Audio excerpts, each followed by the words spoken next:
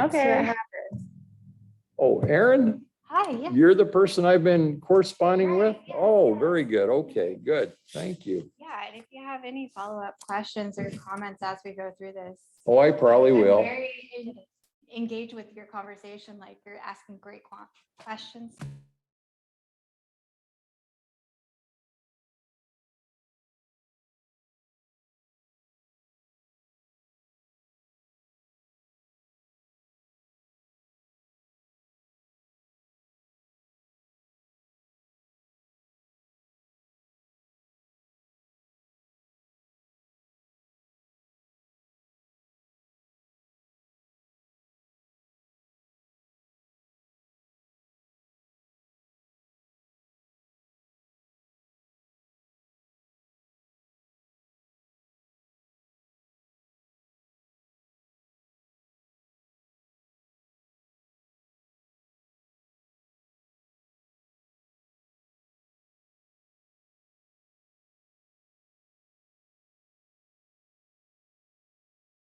You were thinking, Steve? Yeah, of that needed. There's been an immense amount needed. In Okay. just the 6 months since I've been here, we've put out nearly $12 million in Yeah. assistance. Yeah, I bet. We're partnering Is this now with, pandemic money? yeah, ERA is specifically pandemic. Yeah. It's for individuals that can demonstrate Commissioner Thompson's coming. COVID impact. Commissioner Valley, our new planning qualify commissioner, under, had like sick in the family. lower than stuff. She's 80% planning to come via AMI to Zoom. qualify for the program, lower than 50%. We'll have a quorum at least. Priority. And then How have you been? what we do is we step in and can pay for rent. Your daughter's a sophomore this year or freshman? Okay. if they meet the I need to program enter criteria. a senior. Oh, a senior already? Oh, wow. I'm pleased. Yes, Yeah, we're just and talking about, the like, senior eviction photos protections and, that were like, we need passed to be as part of in by COVID have October expired something as of the in end of your last book. month. So we're seeing evictions just Do you right think- What do you through. think about, does she know where she's gonna go to college or is that still? I No, think that it's been a very I successful kind of program. Twisted her arm a little bit and took her to a tour of If they were, PSU, if just like it was break going the to ice, continue, so yes, it would she knew require what congressional it was approval. like. Nice.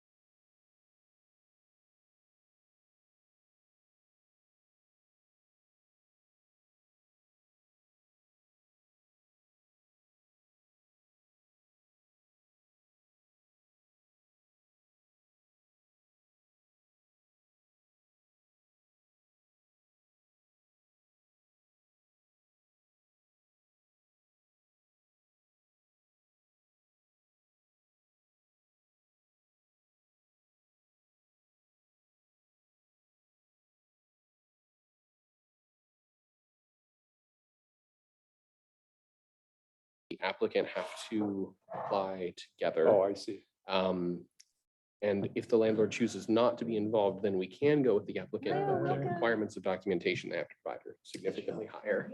Gotcha. But, there's our policy document that I wrote for the county, not counting what the treasury has.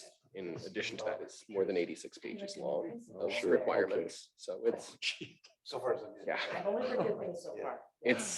it's cumbersome to say the least. Positive. What?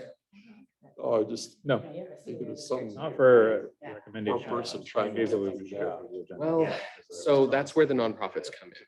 So Okay, I wrote the policy to meet with both the county requirements and treasury's compliance requirements. I tried to make this streamlined. Yeah, I mean, it should definitely. And then we partner with the would, nonprofits who then do your best. shepherd applicants through, take and process and retain the information and documentation, and then we perform monitoring on that. So nobody applies to this program and has to wade through 86 Okay. pages of documentation. How fast is the turnaround? Well, turnaround for an individual applicant between the time that it hits someone's desk and they receive money can be as quickly as a week and a half. Oh, really? The trouble is we've had so many applications that, you know, people are in the queue, once they're being processed, that's one thing. But the sheer number of applications, and that some people have been in the queue for months. Yeah. Well, Are there a Aaron lot of Stadium seating. background or credit checks? to do? Yeah, I don't know what they were, No, like, what you I don't know require if you were is sitting like all the way over. Demonstration here to of there, and it was like impact, five. It's a big one. income. Not Maybe many they were- people. I think maybe they were trying to eligibility. do So for that, we require something or something. maybe, Oh, my that guess, makes now that I'm thinking about it. All right, Like before. he'll take us off of mute. We'll go ahead and get started. We're off. Good to go. Welcome to the, oh boy, what day is September 15th, 2022 Planning Commission meeting. Steve, call the roll for us, please. Yep, sure. Commissioner Beers, Here. Commissioner Thompson, Here. Commissioner Weimer, here. Commissioner Reddick, Here.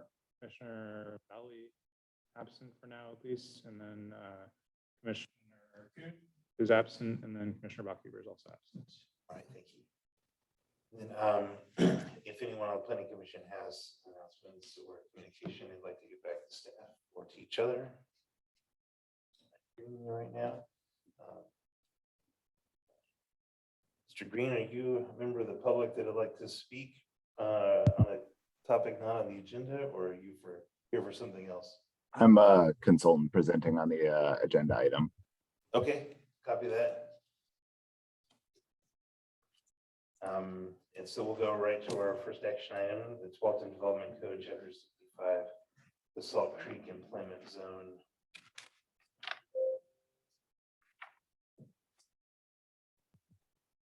All right, and I can share my screen here. Yeah. Let's do it while we're doing it.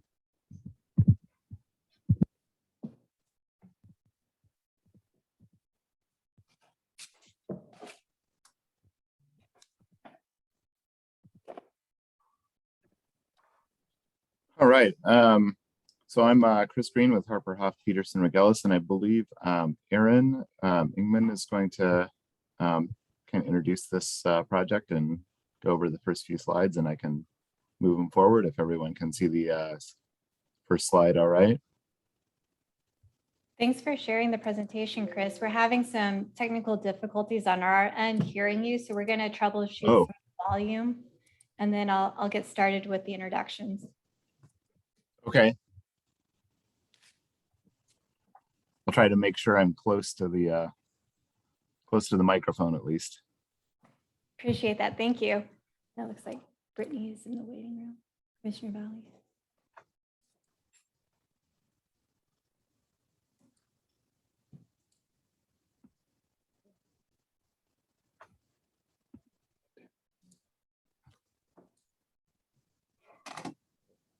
I'm not left-handed.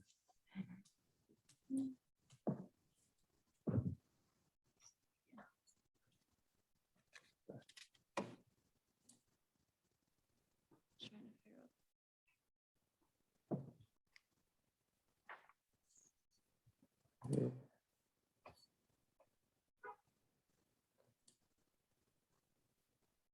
That says me.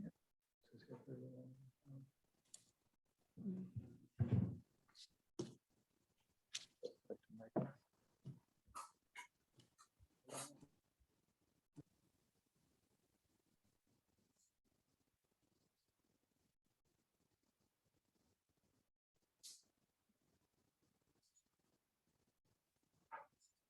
Back to mic.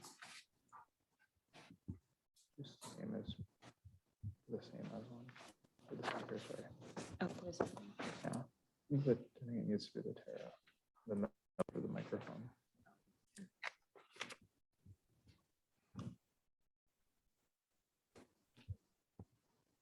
Chris and Commissioner Valley, are you able to hear us okay? Yes. Okay. Yep.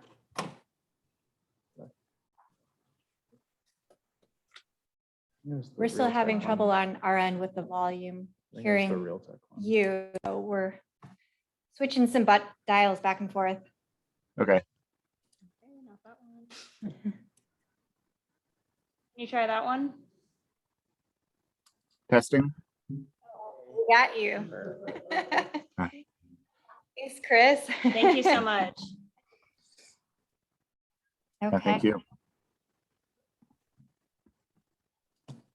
Is everybody ready to start? Okay. Well, good evening, Chair Beers and Commissioners, and thank you for participating in the public planning process and joining us here tonight. My name is Erin Engman. I'm the Senior Planner at the City of Tualatin. Tonight, I'm joined by Steve Coper, Assistant Community Development Director, and Madeline Nelson, who is our new Assistant Planner. And joining us remotely is Chris Green, who is serving as our consultant on this particular project here tonight. He's with HHPR. Tonight, we are discussing a proposed text and map amendment to establish a new zoning chapter within the Tualatin Development Code, which will be Chapter 65, and we're tentatively calling it the Basalt Creek Employment Zone. I'd like to add the amended draft code as attachment 2 and the final economic analysis report attachment 4 that was emailed to you yesterday to the record. And Chris, can we advance to the next slide? Thank you. At the conclusion of our meeting, staff will ask the Planning Commission to make a recommendation to the City Council on the proposed amendments. But before we do that, we'll provide some project background as well as the steps and research that have brought us here to the stage tonight. And then we will dive into our recommendations for the draft code language. And once we get to our recommendation slides, we'll pause between the concepts to allow for some discussion. Okay. Let's advance, Chris. Thank you. Before we get too deep, I wish to preface that the project area is presently unincorporated land, but we are reviewing an application for an annexation in the area, so the developers are coming. And the area that we are discussing is located in the Basalt Creek planning area, which lies to the southern end of Tualatin and borders our neighbor with Wilsonville.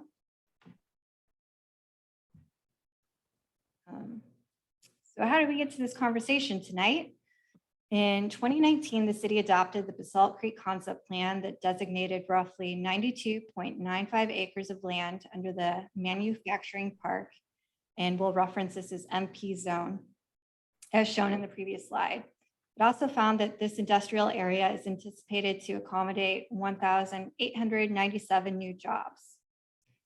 The same year, we also adopted an economic opportunities analysis, which found a deficit of 74 acres of industrial land within the city. And the EOA further recommended changes to zoning that would encourage more efficient use of employment land by specifically prohibiting new development that requires substantial amounts of land but results in little employment.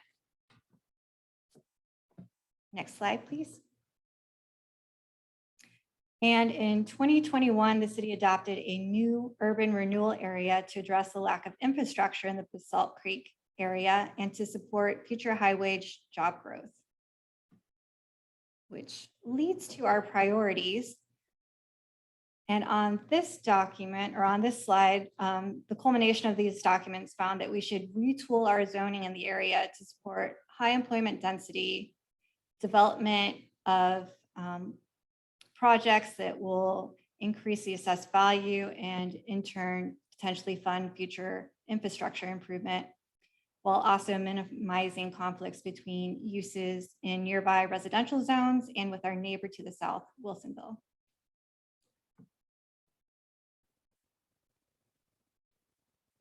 And as mentioned earlier, the project area is designated manufacturing park.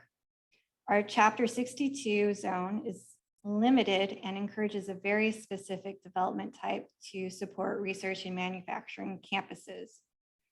Because of this, it includes expansive landscaping and setback requirements and restricts a variety of light industrial uses. Our experience and research from the economic analysis included as attachment 4 has shown that this market is no longer favored. And with that, I'll hand it over to Chris to explain what we've learned so far through our planning process.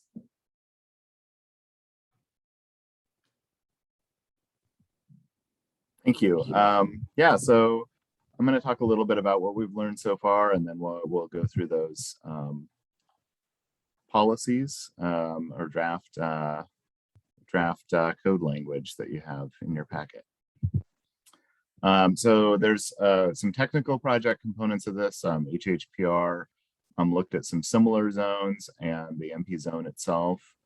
You have the final draft of the economic analysis from Leland Consulting Group. We have DKS Associates working on transportation planning rule analysis. So they're really looking at the traffic impacts of these potential uses and how that would impact the existing transportation system and what's planned in that area, depending on what uses are allowed and things like that. And then the draft code amendments is what you'll be looking at in a few slides here. Engagement was the other kind of big component of this. So we really wanted to take into account a lot of the kind of big picture that had already been done with the planning of the Basalt Creek area and the many meetings and work that went into kind of reaching that vision. So we wanted to really target the changes that would be made with this zone in our outreach. So stakeholder interviews that Leland Consulting carried out in the spring. Got some early direction from City Council at a work session, online open house in the summer. And then we'll have additional work sessions and then hearings leading up to the adoption process. So there's a lot of great information in the economic analysis from Leland. I'm not going to try to do justice to summarizing it in a few slides, but I will kind of summarize by saying basically the demand for industrial land is very high right now. That price per square foot doubling over the past decade is pretty substantial in terms of where you see that demand. That's within the Southwest submarket, which is really specific to Tualatin, Sherwood, Wilsonville, Tigard kind of area. The land supply, that's kind of the prime sites that are easy to develop, whether it's for topography, infrastructure, and zoning, et cetera, is in high demand. And so you're seeing more developers looking at those more difficult parcels, which may be good for some of the area in Basalt Creek, and then also secondary markets, so Salem, Woodburn, et cetera. And then kind of the big one is this demand for industrial commercial flex space that can be used by a lot of different tenants. So one of the categories that was in the Leland study was miscellaneous industrial, which could be a lot of different things, but it tends to indicate flex spaces where you have industrial, office, distribution, lots of different similar to industrial uses that are all kind of in the same development or general area. And that the demand for that has doubled in the last several years. And so that seems to be the rising type of industry demand. So where those previous plans that have been enacted by the city and the market kind of align is sort of in those flex spaces. So you see maybe multiple smaller tenants in a lot of these spaces, a flexible configuration. So a lot of different types of firms could locate there, like manufacturing, which could be light manufacturing. It could be craft manufacturing, where there's goods being produced and then kind of sold as retail items nearby or on site. Office space, and then storage and distribution of goods has been a big thing with the rise of e-commerce. So places that are combining all of those elements into a single development tend to be responding to these smaller firms and smaller footprint buildings, especially in the southwest part of the metro area. And also, it's good in terms of seeing development happen because that flexibility allows a potential developer to look at a variety of different company types that may be locating there rather than, say, a specific list of manufacturers.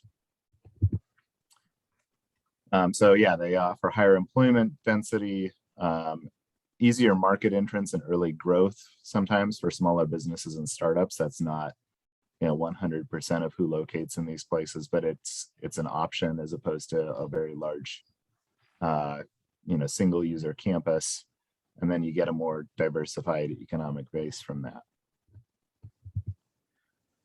So now I'm going to talk about how that translated into the draft code language that you have in your packet. As Aaron mentioned, I'm going to pause after each one of these concepts. I've tried to sort of summarize on each of these slides, and I'll start with this first one. Really tried to summarize what the code change was, but if you look in the upper right corner of each slide, there is a kind of a bookmark that'll tell you where in that code. If you want to follow in your packet, you don't have to, but that's there just in case. All right, so starting with allowing more industrial uses. So as I mentioned, that flexibility is important, and looking at what range of uses in the market are out there when industrial buildings are built. They're not always built for a specific user. In fact, they're usually not built for a specific user. So right now that MP zone has a really short list of products, and it's really focused on very small segments of the market overall for manufacturing. So electronic, optical, there's things like musical instruments and sporting goods. So it gets very specific in terms of what's allowed. And then other manufacturing types are basically not allowed in that zone. And that's been potentially an issue for having development take place there.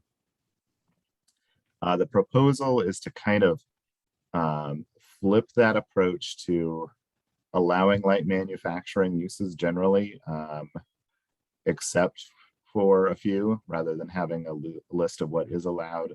Really, light manufacturing that meets the city's other standards for not causing environmental impacts to neighboring properties, noise, fumes, glare, etc., would be allowed, with the exception of machine shops, casting or fabrication of materials. Those are two that are light manufacturing, but tend to have potentially heavier impacts, especially in terms of things like noise on neighboring properties. And then contractors' offices with on-site storage was one where it tends to be pretty low employment density. You see lots of equipment kind of being stored and consuming that employment land without having as many on-site employees. So again, that approach is to kind of allow those existing standards to prevent these impacts to neighboring properties, to kind of limit those impacts that way, rather than having a really short list of uses and then having these different manufacturing types allowed. So with that, I'm going to pause now for comments, and we'll also have time at the end of all of this to circle back to these two. So I just want to share too, to build off of Chris's slide, that we had recently considered adding trade and industrial schools where the industrial vehicles and equipment are operated to an exception, just because we found that maybe those uses were functionally at odds with our goals of keeping these uses contained within a building, or using uses that are, or encouraging uses that are more efficient use of the land. Bill? Oh, absolutely, Rainey, please go ahead. Yeah, Chris, a few minutes ago, you briefly mentioned e-commerce and how that relates to storage and distribution of goods. Are you suggesting that fulfillment centers would be allowed in this zone? No, we'll talk a little bit about storage and distribution in a few slides, because we do have some specific changes around that, but it would, as you'll see, it kind of has some limits on the size and other things. But no, like Amazon Center. Yeah, it would kind of preclude those really large footprint. All right. You said there hasn't been a transportation study of this yet, or you guys are still working on it right now? It's in process. In the process. Yeah. Okay. I mean, the overarching North Star for the transportation study is to have the trip generation of any new uses be balanced with what is allowed existing so that there's no basically net impact Right. as a result. And so we're going through some refinements to that, but that's where we're headed, and that's what we'll do. Okay, try to equalize it at least. Okay. Exactly.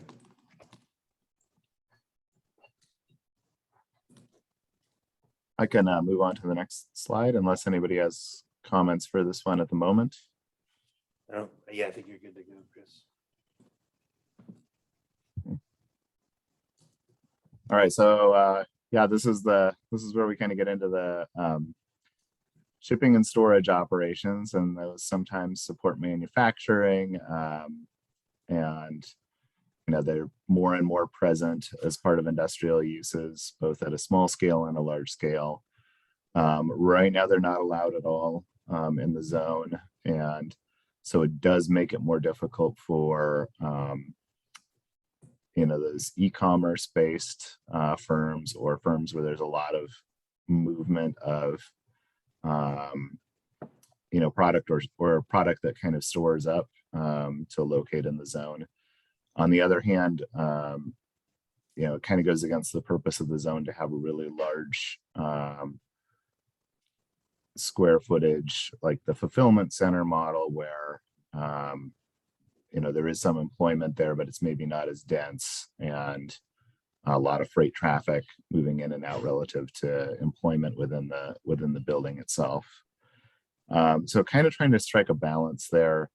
And what the proposed language has is allowing these in combination with other industrial or office uses, probably industrial being what you're most likely to see as that primary use, but something that has a lot of kind of employment associated with it, and that up to 50% of the size of those manufacturing or office uses could be freight if it was connected with those uses, and then between 50 and 200% with a conditional use permit. So if there was some sort of really bulky manufactured item that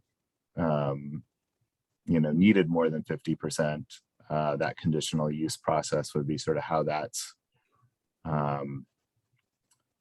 evaluated, whether that is really connected to the manufacturing use, whether it's the impacts in terms of traffic and things like that are mitigated. It would be that case by case kind of basis for those situations. And so that's kind of what we've landed on for this draft, but we've looked at a few different options and wanted to get your feedback and answer any questions on this concept as well. Cool.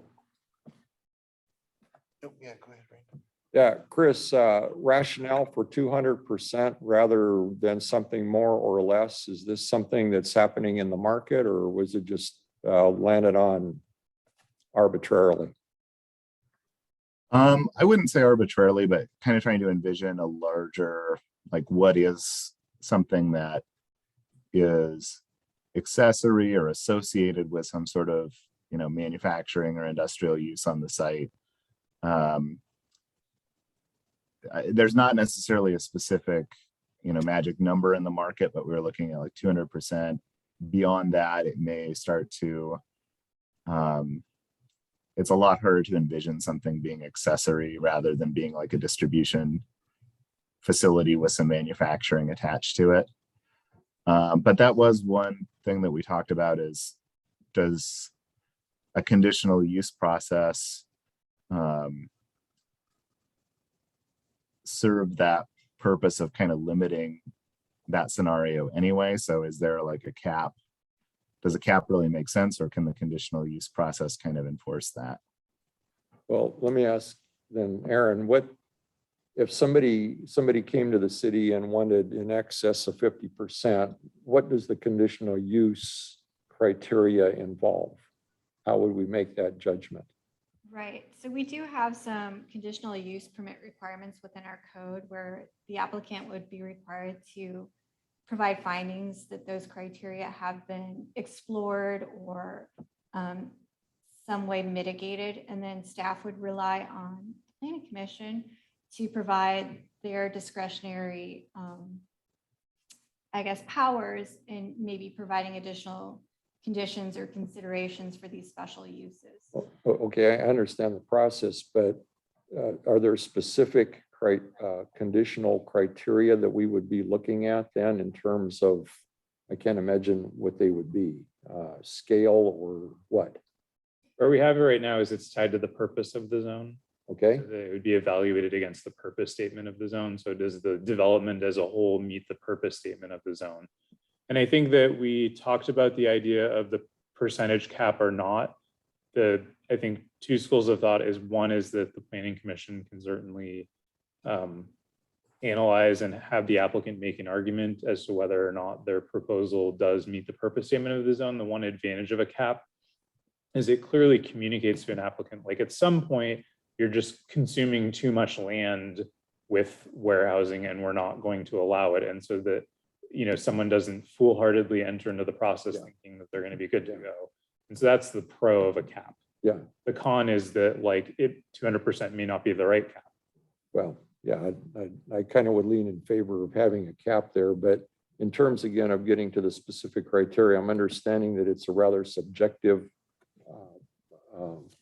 part on the part of the planning commission going against the purpose of the zone then. Correct. Okay, and specifically on the transportation issue that Janelle brought up, help me understand, a traffic impact analysis is being done on the entire zone based on like averages of, or something? It is, yeah. And then if somebody then wanted to do an excess of 50% and required a conditional use permit for freight movement, would the applicant then also have to address the potential impact of their traffic, or is that? So I guess the way kind of traffic study 101, the way it works is that for a zone change like we're doing here, we're basically, I mean, creating a zone, but we'll call it a zone change on a pretty large scale. What you're doing is you're looking at the like long-term planning horizon. And so you're actually like using a growth factor and figuring out like, you're using basically like background traffic that's existing and then forward. When a development comes in, it's doing what's called built year, which is like the year that the development goes online. Yeah. And so you're doing a traffic impact analysis no matter what.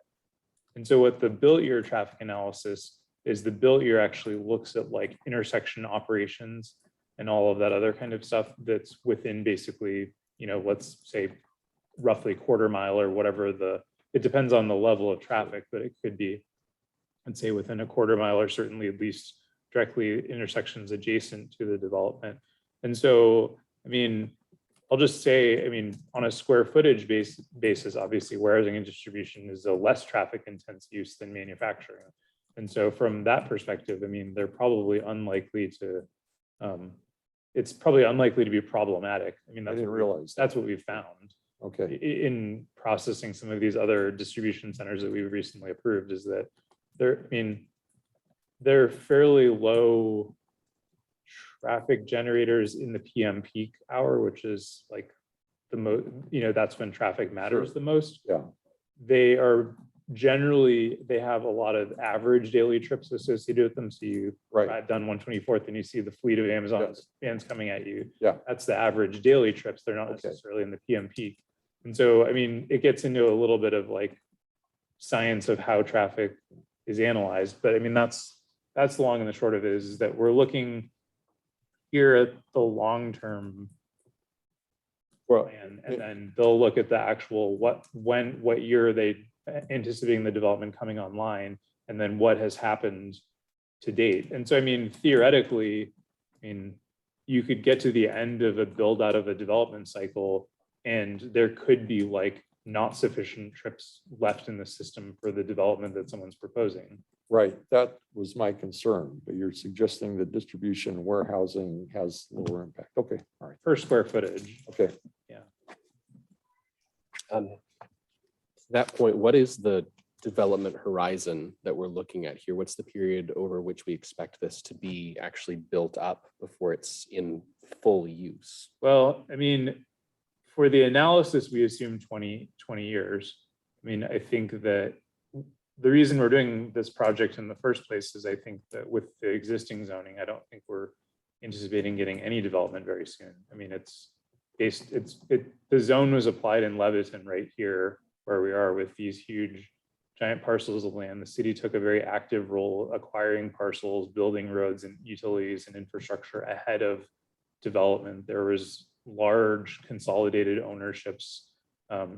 Companies like Fujimi had gotten in and bought land very early in the process. And so it's a very different ballgame. I mean, we have here, average parcel size, 5-acre parcels that are not nearly as flat as these parcels are. Many are, drive down Grahams Ferry and you see the, slopes up and then back down to the creek. I mean, it's definitely a different layout. And so that's kind of where we're going is there's two pushing forces, one of which is that the zoning is unlikely to be developed as it is. We're also getting this really big push from the industry and from our economic analysis saying we should do warehousing. The council doesn't want warehousing. I suspect some of you don't. The community, I've gone to the CIOs, they don't want more warehousing and distribution uses. It does feel like in practice, we have enough of them. We have a lot already, and we have limited, as Aaron pointed out, like we actually do, per our EOA, have a deficit of industrial land. And so, I mean, I think some of the logic is that we should be changing the zone to try to make development happen and encourage development somehow. And so this may not work. I mean, industrial land is hard to get people to develop. We have all these conditions that are, I think, fermenting it. We have the urban renewal district, which will hopefully pay for some more infrastructure. We have a pretty good amount of infrastructure that's already in place as far as roads, sewer and water are kind of lacking. And so that's where we'll have to make it up. And then, I mean, I think hopefully it works. So I think the 20-year time horizon for, industrial is probably, which is what the planning period is probably realistic for build out of it. Whereas like residential, I mean, you can see in Basalt, I mean, the residential land is going to be gone pretty soon. It'll have been a 10-year, it'll be gone in 10 years out of the 20-year time horizon. And that's just the nature of those kinds of developments. So does that get to your question? Yes, thank you. Chris, or maybe someone on staff, can you help me understand, like, at what point something goes from being light manufacturing to light manufacturing with storage and distribution on site? Like, how does that line get drawn? And like, if we're allowing 50% of a site to store stuff and distribute it from, why can't an AC contractor use half of their site to store their stuff on? Well, so a couple of things, one of which is that I think that these would be indoor uses and outdoor storage is generally not allowed. But I mean, this would be distribution of like storage and distribution of manufactured products. And put another way, the zone as it is right now, it's because the use isn't allowed, it excludes it. All of our other industrial zones allow it. And so we don't have to deal with that issue of like what happens if we get a manufacturer that isn't all just in time building their product and shipping it out UPS every day. Like, and I think that is how Lam and Fujimi work. We don't really know because they're already developed and it's already done. But I mean, the way that, post our 2018 code update with some of the pieces of it ironed out and clarifications where there's, not much outdoor storage allowed and where if the use isn't listed in the zone, it's just simply prohibited. New uses would, new manufacturing uses that had storage needs like as part of their floor plan where they needed to warehouse and distribute things and build them up as inventory or build, because obviously like sales in conjunction with the manufacturing is allowed. And so you presume that someone would need to store stuff to be able to then sell it. And so we have, I mean, because that's not the nature of any of the other MP uses, we've never had to broach this topic, but I think it's fairly obvious if you read the existing zone that that is going to become a problem for these flex space type of uses that like have different things and want to do this and want to do that. And just to be constantly told, no, you can't do this, no, you can't do this. And so that's I guess where it comes from. Okay.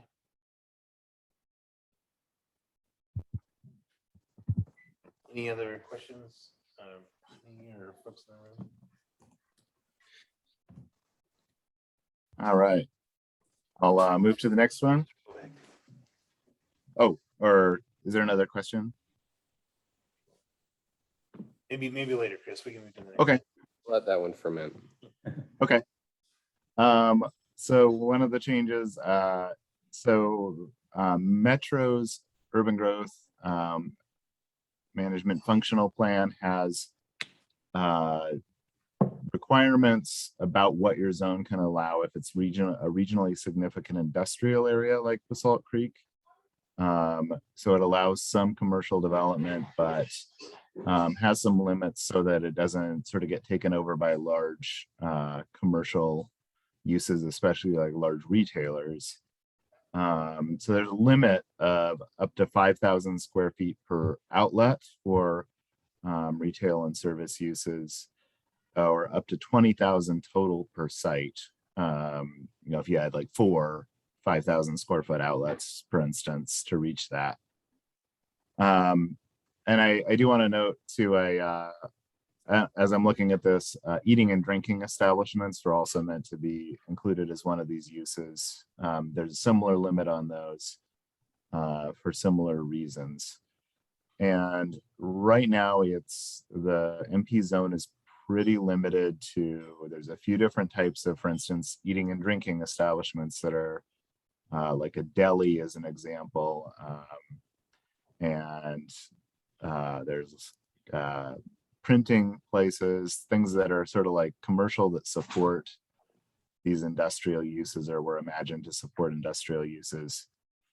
This would allow retail and service uses just up to the limit, basically taking it to the metro limit. Right now, most retail has to be goods produced on site and no more than 1,500 square feet, and in conjunction with a manufacturing use. So this would allow some of those commercial uses to, serve some of the employees and some of the businesses that are hopefully going to build up in this area. And then also there is residential close by. And so, having some, limited commercial development sort of at the south end of Tualatin may reduce some of those, needs to have crosstown trips for some of those services. May even, be within walking or biking distance of some of the residents. So yeah, the idea there is just to kind of move that limit up to what Metro will allow for in terms of that mixed commercial industrial use. Bill? Yeah, Randy. Chris, I'm not familiar with Metro Title IV, but you said something about limits on it. In addition to the 5,000 and the 20,000 square foot criteria, does this Metro planning only allow, say, a certain percentage of this 94 acres to be developed commercially or in terms of a retail operation? My concern is this, if industrial land is at a premium and it's scarce, to what extent are we gobbling up industrial land with retail commercial? Yeah, that's a good question. I mean, that's kind of the purpose of that limit. It does allow some, but you're right. There could be like, I guess, a proliferation of smaller kind of outlets or sites. Conceivably. Yeah. But yeah, it is meant to kind of particularly like big box retail is one that tends to really like, industrial zones if this limit's not in place. And so then you tend to have those kind of moving in on employment land. But I see what you're saying. There is, I don't think we've really seen it much in other areas that have this higher limit on commercial, but you could have it like cut into really small pieces to allow more commercial, I suppose. So Aaron, the way I was reading some of the information we received, I almost get the impression that retail can only occur along Graham's Ferry Road. Do I read that correctly, where and they have to have 200 feet of frontage along Graham's Ferry Road? That's what we have written into the code currently. Our thought was that if we encourage commercial retailers in that area, it could serve as a nice commercial neighborhood, I guess, overlay zone for nearby residential uses. Okay, so no retail along Basalt Creek Parkway or Tonquin Road? That's how our code is currently. Okay, I read that right. The thing to clarify on that, and just a couple of other clarifying points. So one is just that the Salt Creek Parkway is access restricted, and so no businesses along it will get direct access to Good to it, know. Okay, period, regardless of what it is. gotcha.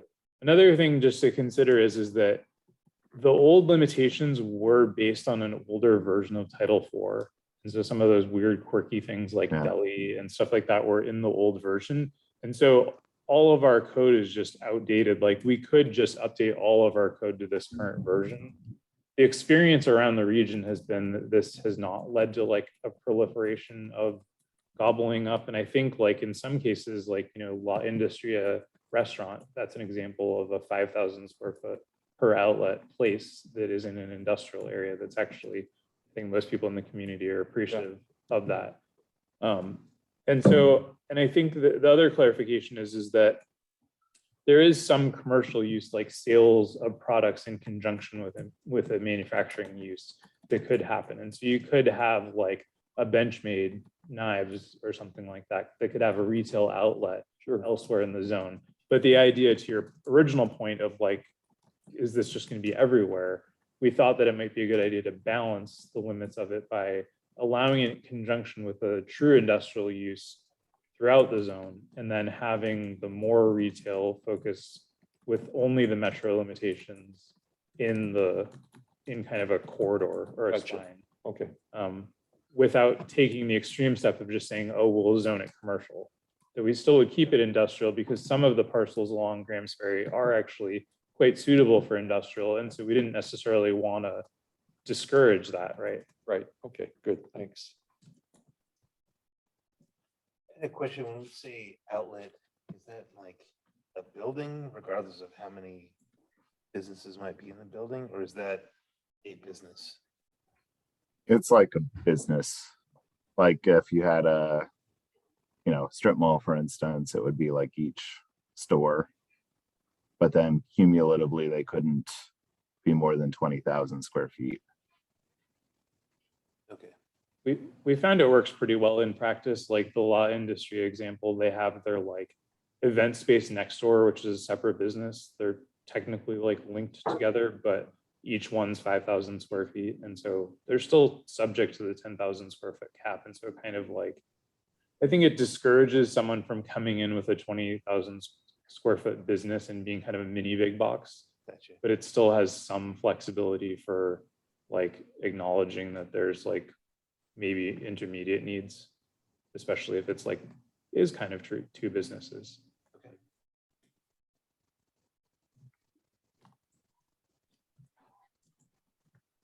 All right, I will, unless there's more questions, I'll move on to the next slide and we can always circle back to this one. Office uses. So right now, office uses are, there's a specific list of industries that are allowed as offices. This may be similar to what Steve was mentioning for retail, where there's maybe a older version of Metro Title IV, or maybe specific types of industries were targeted, but there's things like scientific research, maps, cartography, engineering, very specific types of offices are allowed on a large scale. Offices in association with manufacturing are allowed, but just not a lot of flexibility for office space. what we were trying to do is kind of balance that there is, areas that are really office, intensive areas of the city, like downtown and other commercial areas, but also that in these flex areas, there can be businesses that support, some of the industrial uses there or are kind of starting up. And this is, they like to have their office space maybe mixed in with manufacturing or distribution. So it allows either those standalone uses up to 20,000 square feet, or the other one was medical offices. So Title IV, we suggested keeping the Title IV limit on medical offices, even though they're not really subject to that limit, but kind of using that as a good metric for keeping medical offices smaller. They, can support residents nearby. They can support employees because a lot of times people are using those services, during the workday or something like that. They are very high trip generators per square foot, so that's something to kind of keep an eye on in terms of a few medical offices can generate a lot of trips. And just by analogy, some of our industrial districts, we allow offices, but not medical office for that reason. I think given the proximity of residential uses, we thought that might be a nice addition. Although it also sounds like because of the high trip generation, maybe we're struggling to meet that balancing point that I mentioned before. So we may ultimately have to prohibit this use or limit it further. So. And just for clarification, a standalone office doesn't necessarily mean a single tenant, does it? You could have an engineering office on the first floor and a real estate office on the second floor. Yep. Okay.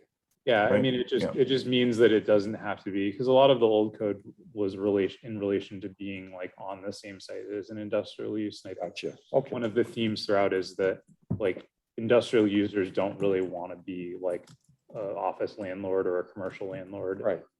Commercial and office users don't. They want to own their own ground and their own building. And yeah, I think you're right, Chris. I think the old version of the Metro Title IV code like did the opposite with these offices. I think it said which ones you couldn't allow instead of which ones you could.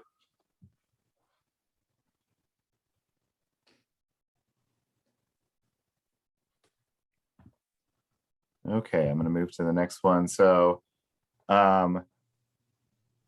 child daycare centers, in terms of how the uses are classified in the code, they fall within that retail and services heading.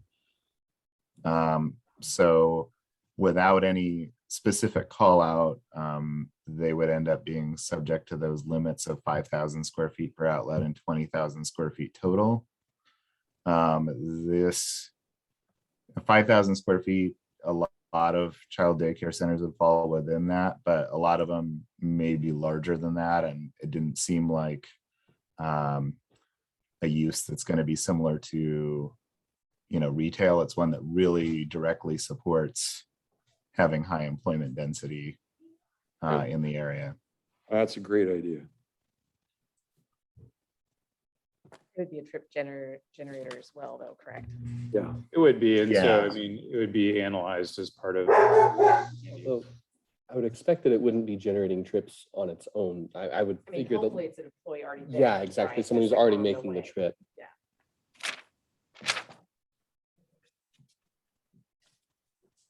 Yeah, it's definitely one to look at for, how many of those trips are existing. And also related to kind of traffic and trip generation and the purpose of the zone. So the MP zone currently allows commercial parking, which would be sort of standalone, pay to park, or those kinds of parking lots that aren't accessory or directly tied to a manufacturer or employer there, but instead are just kind of up for grabs, or pay to park and then go to whatever use. We felt like that probably is not a super efficient use of employment land.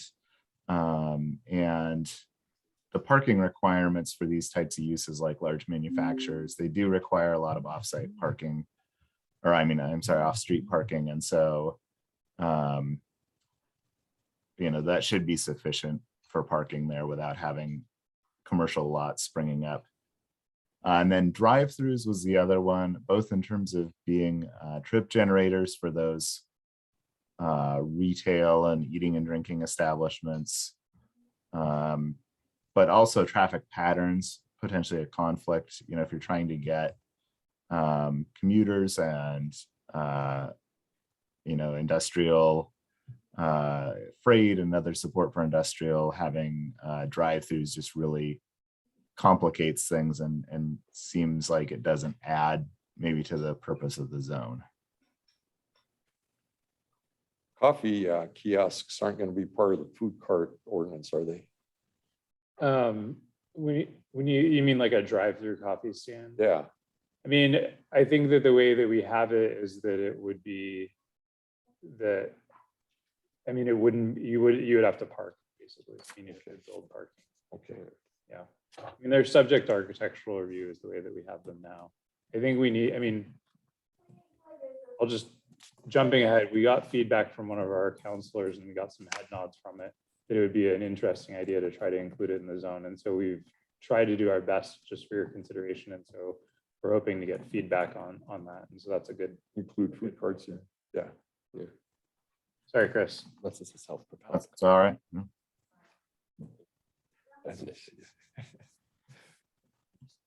All right, I'll move to the next one. So these are more, we've kind of talked about different uses. This moves into more of the development standards for the zone and allowing some more flexibility there, but also trying to get the most out of requirements that are there to make it compatible with adjacent zones and kind of buffer industrial uses.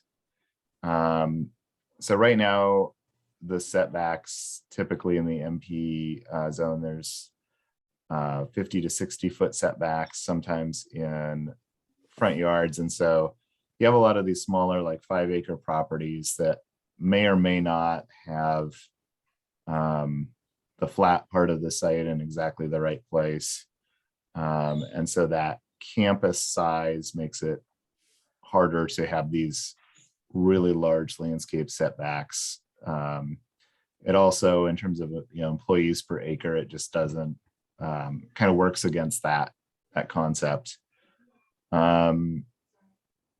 So allowing more potentially 2-story type, or the really high ceiling 2-story, I guess, 2 industrial story buildings was one thought for more efficient use of land. So right now, the maximum height in the MP zone is 70 feet. It can be increased in certain areas to 85 anyway. This would just increase it to 85 with a few exceptions that I'll talk about near residential areas.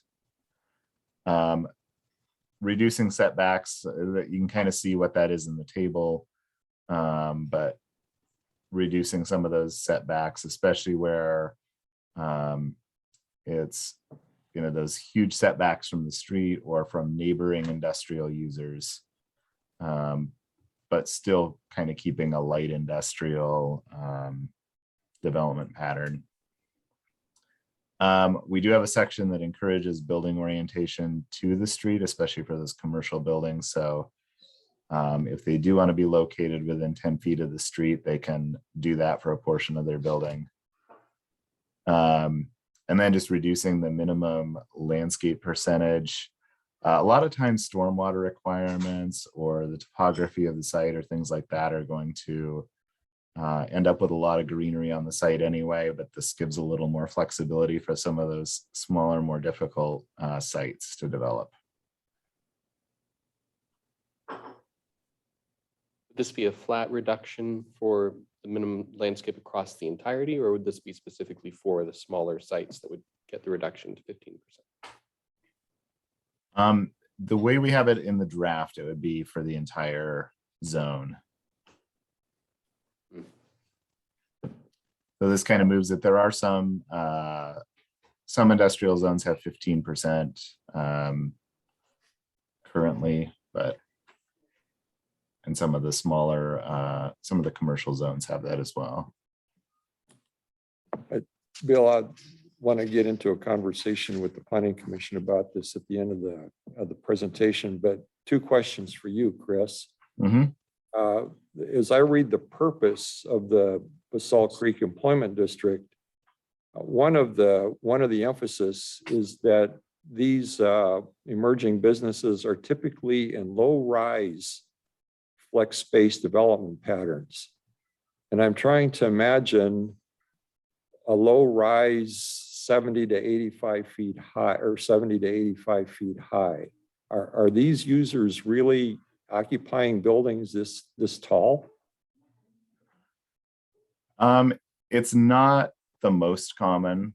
They are still kind of going horizontally to get space rather than vertically a lot, but there is a little bit of a trend towards that. And then when you look at some of the other uses like office and things like that, they do tend to go taller.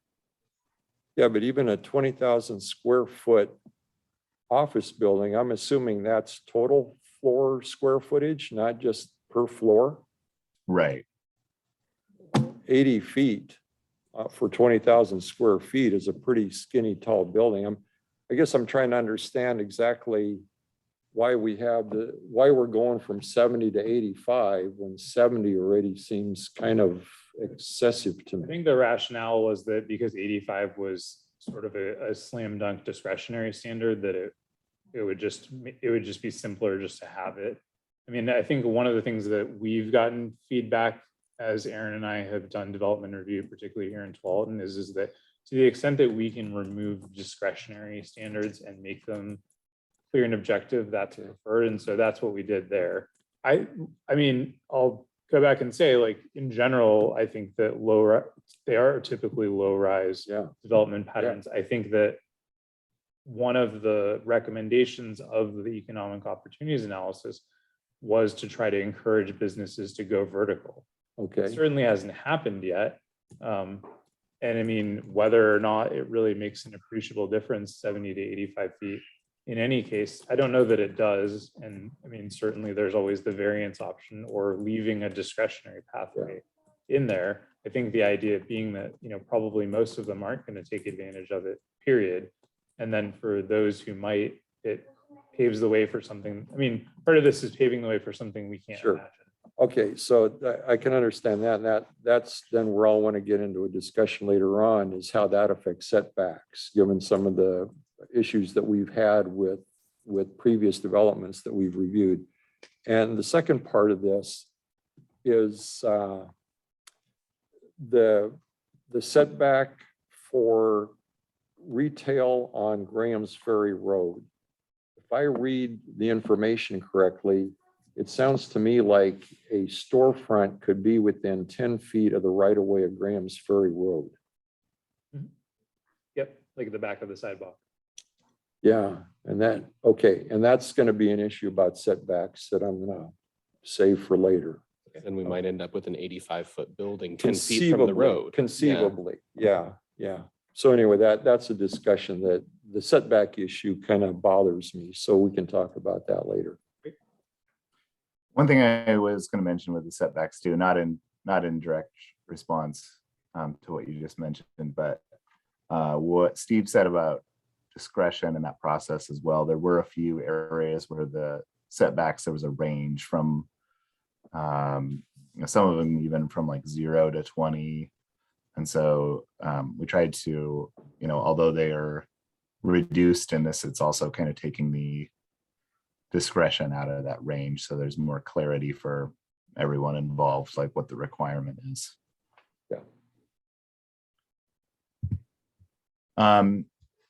So also kind of looking at the parcel sizes that are in the area and these potentially smaller building footprints and development sites.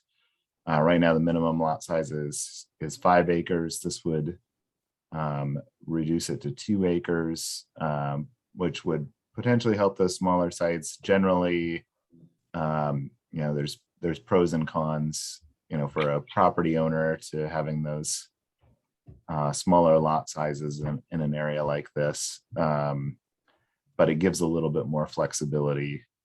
And then for standalone commercial, limiting that to as low as 10,000 square feet, because the scale of commercial is supposed to be pretty small. And if somebody has a really small retail outlet, for instance, or restaurant, not requiring a 2-acre site if they don't need 2 acres.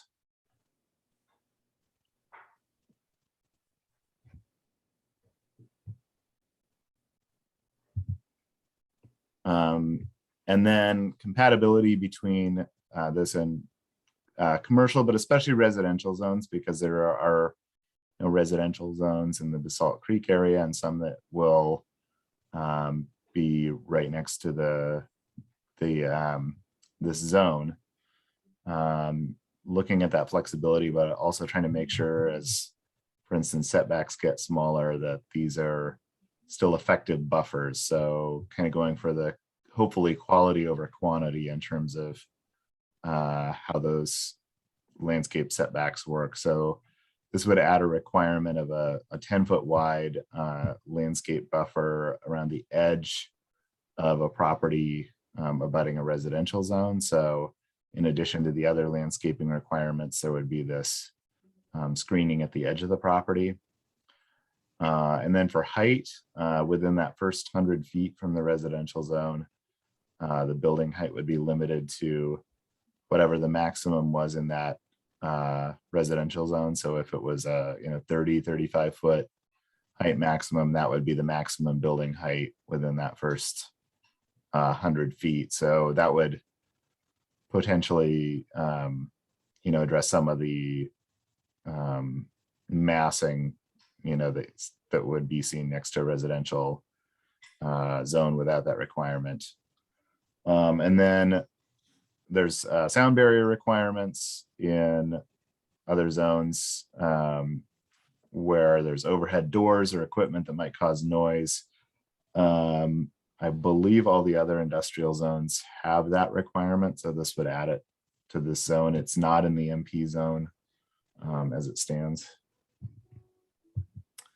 So that was my last kind of concept like that. So we could go back and talk about some of those things, or have a more general discussion about the changes, whatever works best for the group. Quick question on that last slide. Yeah. Forgive my unfamiliarity. Can you describe for us a type D standard landscaped area? What does that look like? Yeah, let's see, sorry. There's more trees. I don't know, Steve or Aaron, do you? Yeah, I'm trying to pull it up right now, but I believe it presents a range where if you want to minimize the setback to 10 feet, then you would be including an earthen berm or a wall in addition to the landscape. And then you can increase the setback to 15 for the landscaping requirement. And then I think it becomes a fence as opposed to a wall. So the idea being that the further back from the thoroughfare the building is, the less they have to have physically between the building and the okay. That's the thought process. It's a little bit unique, obviously, because the rest of MP is nowhere near any residential area. So we tried to incorporate some things that soften the existing code. Yeah. Again, on setbacks, there's a difference in the distance in setback, whether the industrial development is next to a road or next to a residential zone. If, as in the case of Tonquin Loop, the road separates the residential from the industrial, which criteria apply?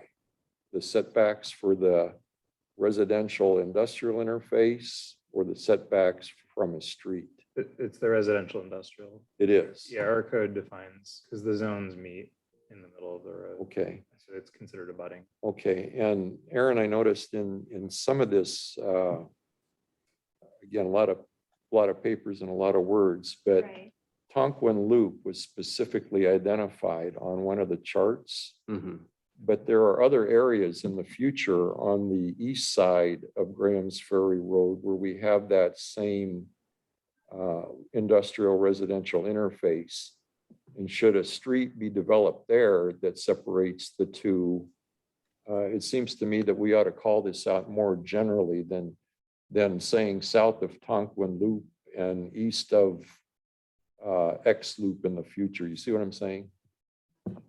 I believe I'm following, and I think there are future considerations with our engineering division.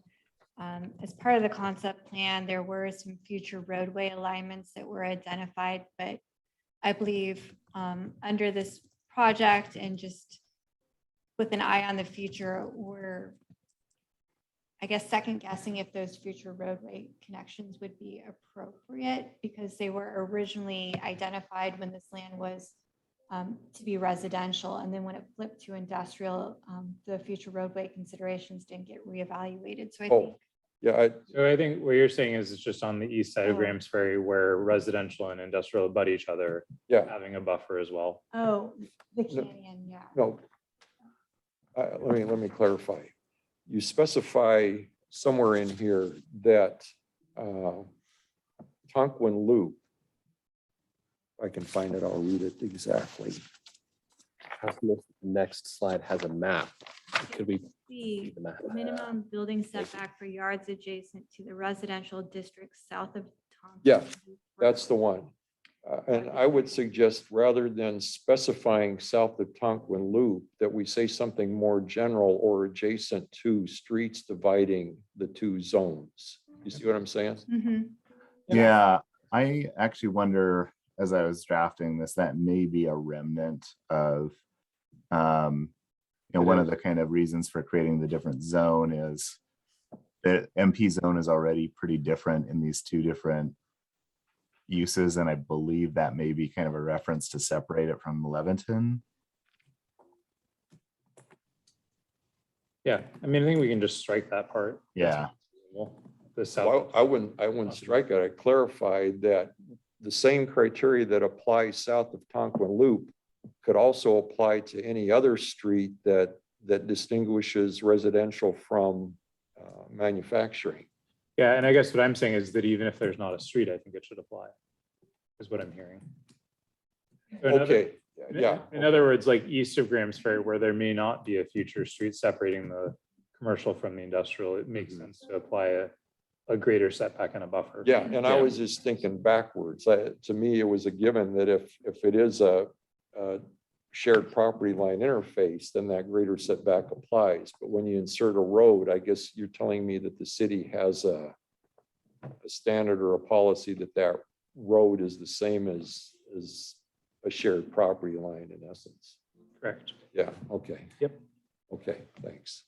Chris, could you back up one slide again, please? I have a Yes. question about the sound mitigation.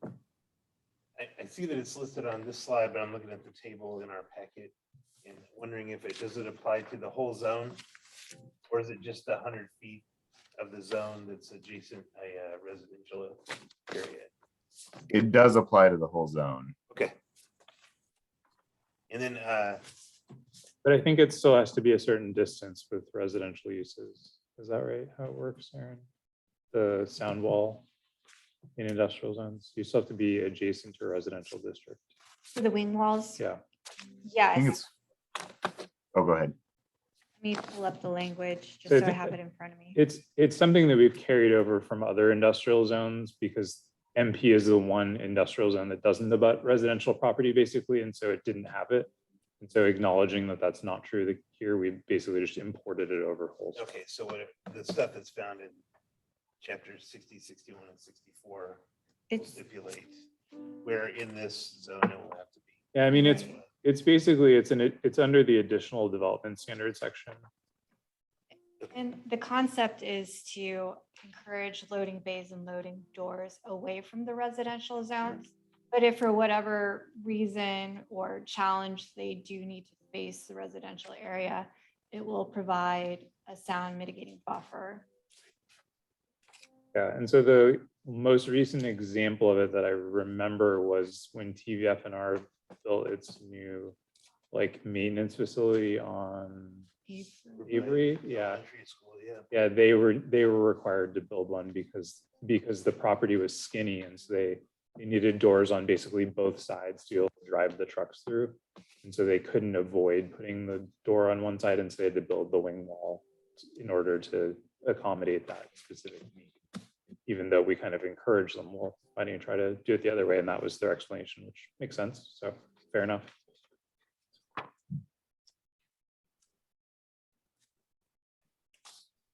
Other questions from the commission for staff or Chris? I actually did have one, the one that I said was still fermenting. This one's kind of a big picture question. I know that this is transitioning what would have been residential zoning over to industrial. It's industrial to industrial still. It is industrial to industrial. We're not actually losing any residential zoning to this. Okay. The other question I had was talking about the e-commerce and the kind of businesses that are planning to be, this is kind of designed for. One of the things that's been discussed in previous commission meetings is trying to encourage employment in the area and keep housing costs at such a level that people could both live and work here in the area. And I guess one of my questions was, are the kinds of employment opportunities being generated by this such that people working at these positions would be able to afford to live in Tualatin? Yeah, and I'll just be candid and say that's hard to do. And I think you see a lot of these being where we've increased flexibility, where the prior code tried to like enumerate specific uses that were allowed and so forth, and that we've tried to limit it, like open it up with that intention in mind. And I think also just owing to that, we've tried to, with the extent allowed by Metro's Title IV, expand commercial services for people nearby, so that even if we're not able to provide employment opportunities, we're able to provide them the opportunity to like take care of some of their needs without driving or as far, or perhaps in some cases being able to walk or bike. Okay. So, I mean, it's been a city goal for a really long time. One of the like things that we've kind of fought off from people saying that we should just allow an Amazon fulfillment center is that manufacturing jobs don't pay as well as they used to, and they don't really pay all that much different anymore, and that, manufacturing has gone away and all this and that. And I think what we're looking at here is some of it. I mean, and you see this with like expansion of allowing office uses as a standalone use, is like they could be like incubator space for somebody who like was working from home and then outgrew their needs working from home. And I know a number of people who do that. I think Commissioner Bachhuber, who's here, I think he was doing that at one point, like working from home and then outgrew it and worked somewhere else. And so just having those kinds of opportunities where it's not necessarily like an industry that pays a living wage, but rather it provides like incubator space where somebody could like live in Tualatin and then like do a job there. And it could even be like an example that'll pull from Happy Valley was we did this code change to allow self-storage, which another longer story for another time. But one of the conditions on the change was that it required that the self-storage had ground floor retail as part of it. And so one of the things we saw there is like little like insurance agency or like a little title company or something like that. And so those are the kind of jobs where somebody could afford to live in Tualatin and then have their office right there. And so it's not necessarily like thinking back to like manufacturers that pay a living wage, that's harder and harder to get. But I think it hopefully provides some of those like miscellaneous opportunities for people to do that. Mm-hmm.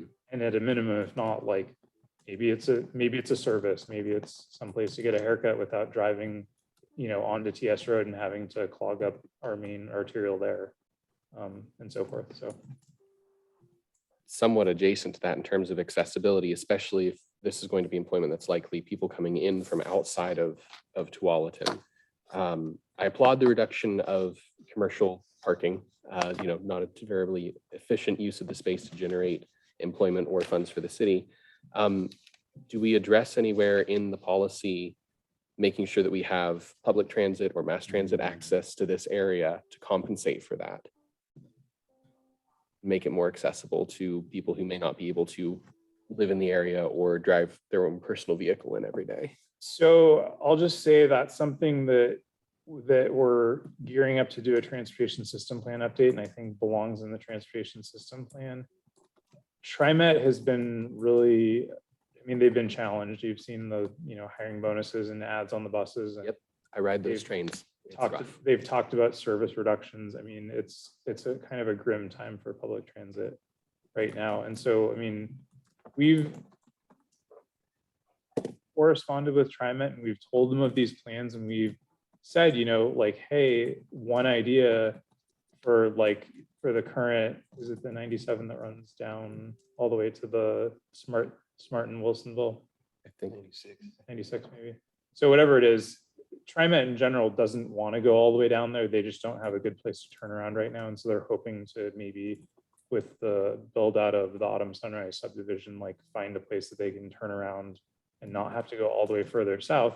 And one idea we've kicked to them is what if you did a employment loop where you went over to Graham's Ferry and went around on the newly constructed Basalt Creek Bridge and did a loop that way, so that you covered kind of both sides of it. And so I think it's a great idea.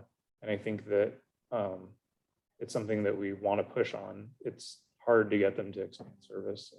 They do this, model where they don't want to expand service until it's proven that there's going to be development that supports the ridership. But by that point, the development assumed that they weren't going to get TriMet. And so they built parking, and they, cited themselves in a way that's not really.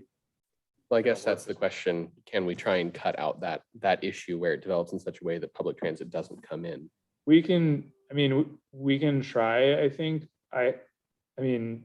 I would say that putting development standards that somehow cap or limit parking or things like that are probably going to be tough to do, which is one way is through the regulatory way. The other way is just to keep working with our partners at, Ride Connection to see if we can expand the Tualatin shuttle in that direction, and keep pushing along and add bolstered policies to our transportation system plan that express our desire in certain areas for increased public transit. Do you have an idea? Do you mind advancing one slide or moving it to one of the map slides? I was just Sure, thinking, yeah. having the Plan Bay Gardens and Autumn Sunrise It's going right in over ahead there, of any yeah. of this is going to increase that ferry ridership. Yeah. To get in. And we've told them that, and they still are on the fence about reducing that service altogether, which is very frustrating. But that also seems contrary to some of the supporting docs that they gave us for those two projects. Saying That's that true. we think this is great. No. I think I remember that. No, I remember specifically. that too, yeah. Yeah, it's- Do I mean- commissions ever get the chance to write a letter to them and say no, really, we want you? It's just tough because the budget cuts and difficulty hiring drivers are really causing them to sharpen their pencils and look at ridership. And we're trying to we had TriMet coming to our council on the 26th to provide an update on service, but they've postponed it because they need to meet with their board first. So it'll be upcoming. I can share the date once I have it available. Please. Yeah. If you're interested in attending and testifying and adding your voice, I think it would be encouraged, because in talking to the planners, staff to staff, they totally get it and they're super encouraging of what we're trying to do. But it's hard. They have to manage the whole system. Yeah. So yeah, I wish I had a better answer. Unfortunately, I don't. Appreciate the answer you had. I know it wasn't part of the presentation, but are we going to discuss the food pause and the Yeah, parcels? Is it just open to, okay, I think so. Yeah, unfortunately, I'm sorry for the late addition. We kind of spent a lot of our powder on some of the other parts of it. So yeah, the just a little bit of background, and then I'll try to give some kind of parameters and then just open it up for feedback on that piece. Councillor Pratt mentioned this idea and thought that it was very exciting. I think you've probably seen like a number of other communities have them either in the works or have approved them, like Westland has one in their little Willamette downtown that's, I think, open now. It is open. It was like supposed to open really soon. I don't know. I think it's open now. Happy Valley, where I worked previously, I worked on like the one that is there at Happy Valley Station, which was kind of one of the first suburban ones in the area. And then there's Beaverton obviously has their like epic cart pod, probably like more professional than anything. And then there's at least one other city. Oregon City. What else it was? I know there's two in Hillsborough. I eat lunch there Yep. quite often. Hillsborough, One down in Newburgh too. Yeah. Andy, yeah. Yeah, I mean, there's a number of them around. And so that was, I think there was, because in general, there's been opposition to putting them downtown. I think that the idea was like, well, if we're going to expand commercial here, what about this idea? And so I think we're like, well, it's kind of a limited land area. So let's say one max for the area, to not have a proliferation of them. And then make them subject to architectural review. So it's not somebody just plopping one down, that they have to put two on, two or more and make some kind of pod out of it. And then they would have to, develop the site. They'd have to do landscaping. They'd have to do frontage improvements and stormwater and all that kind of stuff. So that like, which could, facilitate other development in the future. This would be the food pod proprietors themselves developing the land that they are parking on. Well, so like how it worked with Happy Valley Station, which I'm most familiar with because I worked with them to write the code and then review the development as well, was that one person developed it and owned it, and then they ran, in this case, they ran the bar inside it, and then they had one or two food cart pods, and then they leased out spaces. Most of the larger ones seem like they operate on that model where they lease out spaces to people. And of course, it is not dissimilar to some of the other stuff we talked about, kind of a form of incubator space. Is there a specific, I know you mentioned that it would be adjacent to one of the particular roads. I didn't know if you had a particular location in mind that would be set aside for this, or? No, I mean, I think the idea being that that it would be within the commercial kind of corridor of Graham's Ferry, and that, I mean, I think that some of it is that some of the parcels are larger and probably are ultimately going to be subdivided in the future and, reconfigured. We obviously have frontage requirements for commercial uses. And so some parcels have it, some don't. And so, I mean, you may see kind of like ultimately, I think it could be like commercial on the front part of the parcel and then a more industrial use like further into the parcel, depending on how it works out. So not a specific site, but within that area.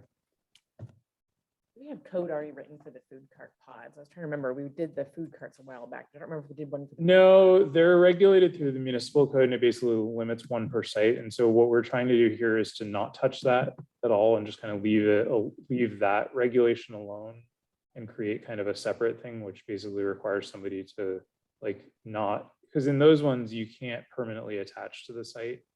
You have to kind of be transient. And so we're trying to consider this something different where you would actually permanently park them, and that you would have to do, or you could at least have to do, you could have the opportunity to do permanent hookups.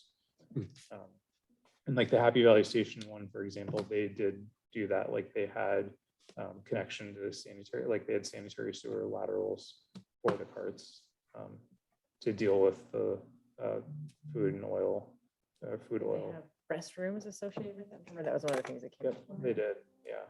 And so that, so Happy Valley code is an example of one where there was a very it's very detailed and very prescriptive. And so we kind of left it very basic for now and may flesh out details further based on feedback from you and then based on feedback from the city council. So since this was kind of last minute too, had you guys talked about the food cart with any other groups?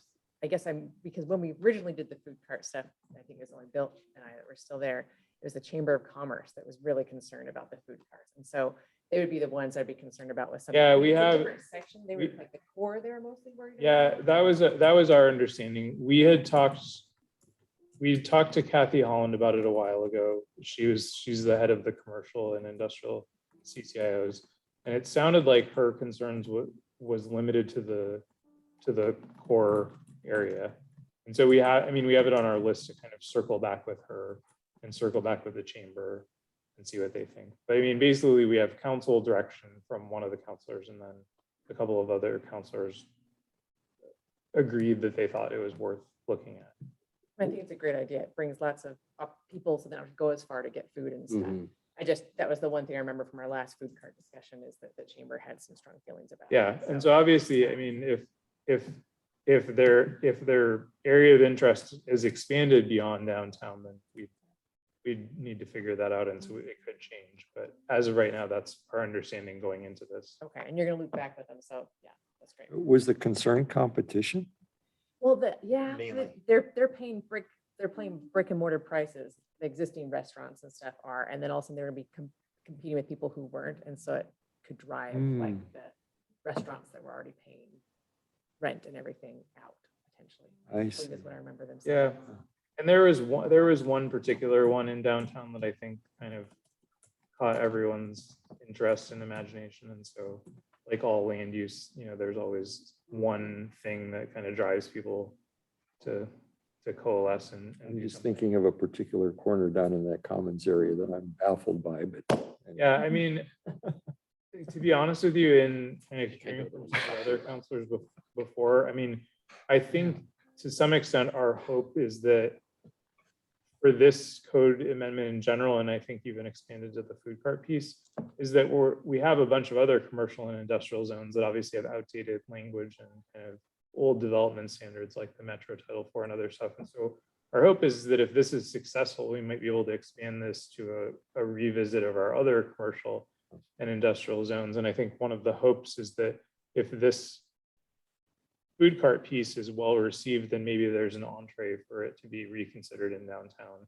and like done better and have some quality assurance and standards attached to it.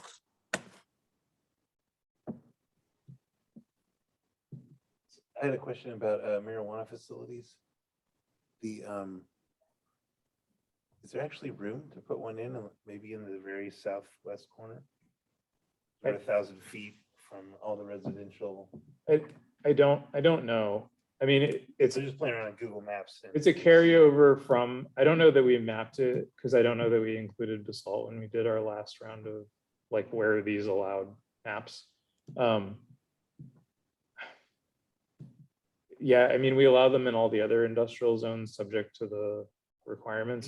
So I want to make sure that it's possible before we say it's okay in the Basalt Creek expansion. If it's That's its own zone, that's a fair we point. need to make sure that there's a little block.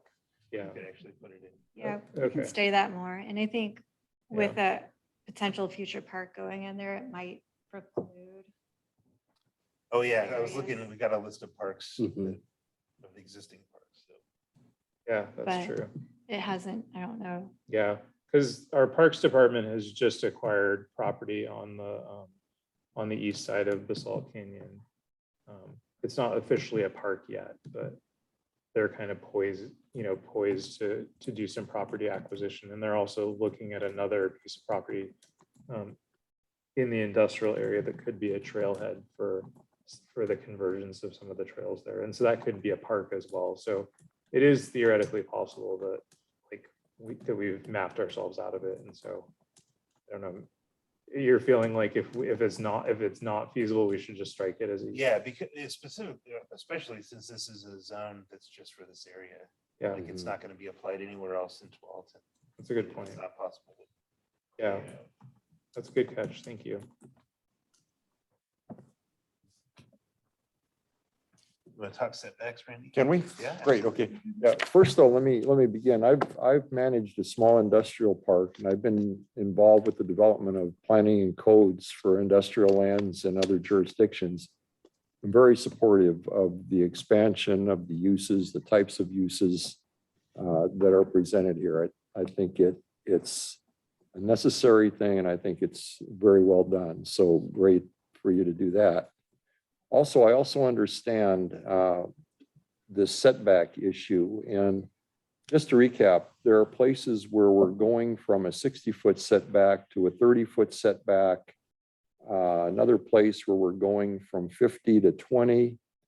In terms of this commercial development, in some places, 10 feet.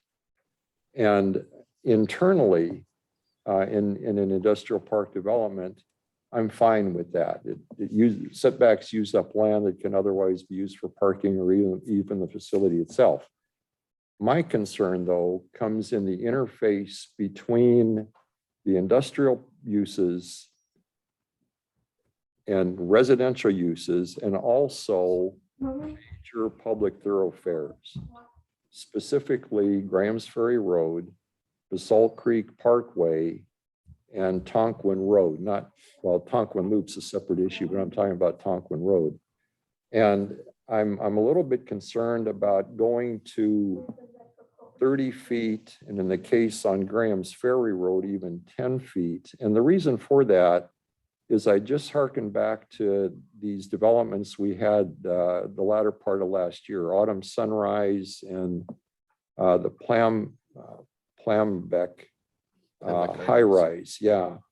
And Aaron was kind enough to shoot me today the information that we had when we reviewed those projects, and I looked at the plans for it.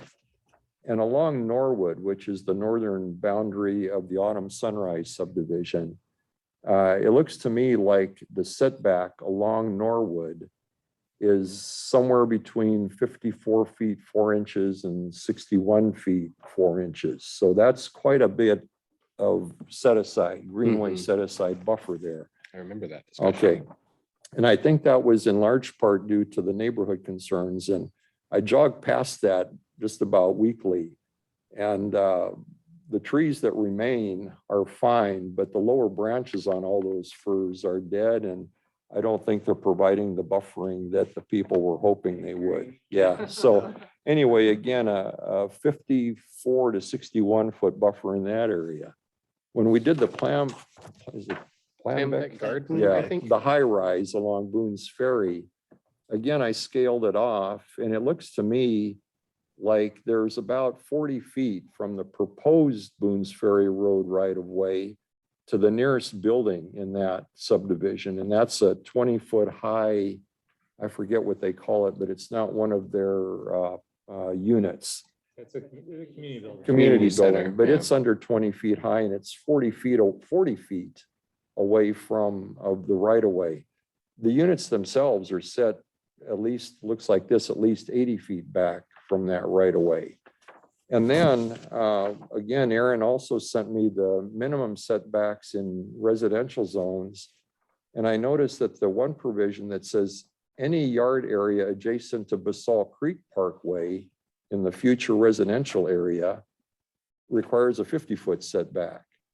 So we're dealing with 40, 50, 60-foot setbacks along Boone's Ferry Road, along Basalt Creek Road, along Norwood Road, which to me are similar to Graham's Ferry and Tonquin Road and Basalt Creek that's already built. And as you all know, I've only been here a year, but when my wife and I were looking at this community, we were impressed by many things, particularly the park system, the greenway connections that run through the residential areas, and then also the corridors, how landscaped they are, both in the residential areas and even given my experience with industrial parks, the industrial parks around here, many of them are just really nice. Now, some have chain link fences with barbed wire right up next to the sidewalks, which if I had a choice, I'd say put some grass there and some trees and move that stuff back away from the sidewalk. So just for discussion purposes, I would like us to give some consideration to maybe not reducing the setbacks so much along those major thoroughfares. Once again, Basalt Creek Parkway, Graham's Ferry Road, and Tonquin Road, given what we've heard from the public and why these other areas already have wider buffer zones. We're suggesting it goes from 60 to 30. Inside industrial parks, I'm fine with that. But along those major thoroughfares that are where people are going to be seeing Tualatin, I think out of consideration, we ought to give some thought about maybe maintaining those a little bit bigger. At least that's my feeling. You're And I- picturing like a difference too, like you drive through the neighborhood and you have a buffer, and then also you get the investor area and then you don't have a buffer, which would feel very different. Or right? inadequate ones, Janelle, yeah, and I don't know if that's 50 feet or 40 feet or something in between there, but it just 30 seems a little bit shy for me, given what we've done in these other developments that we approve.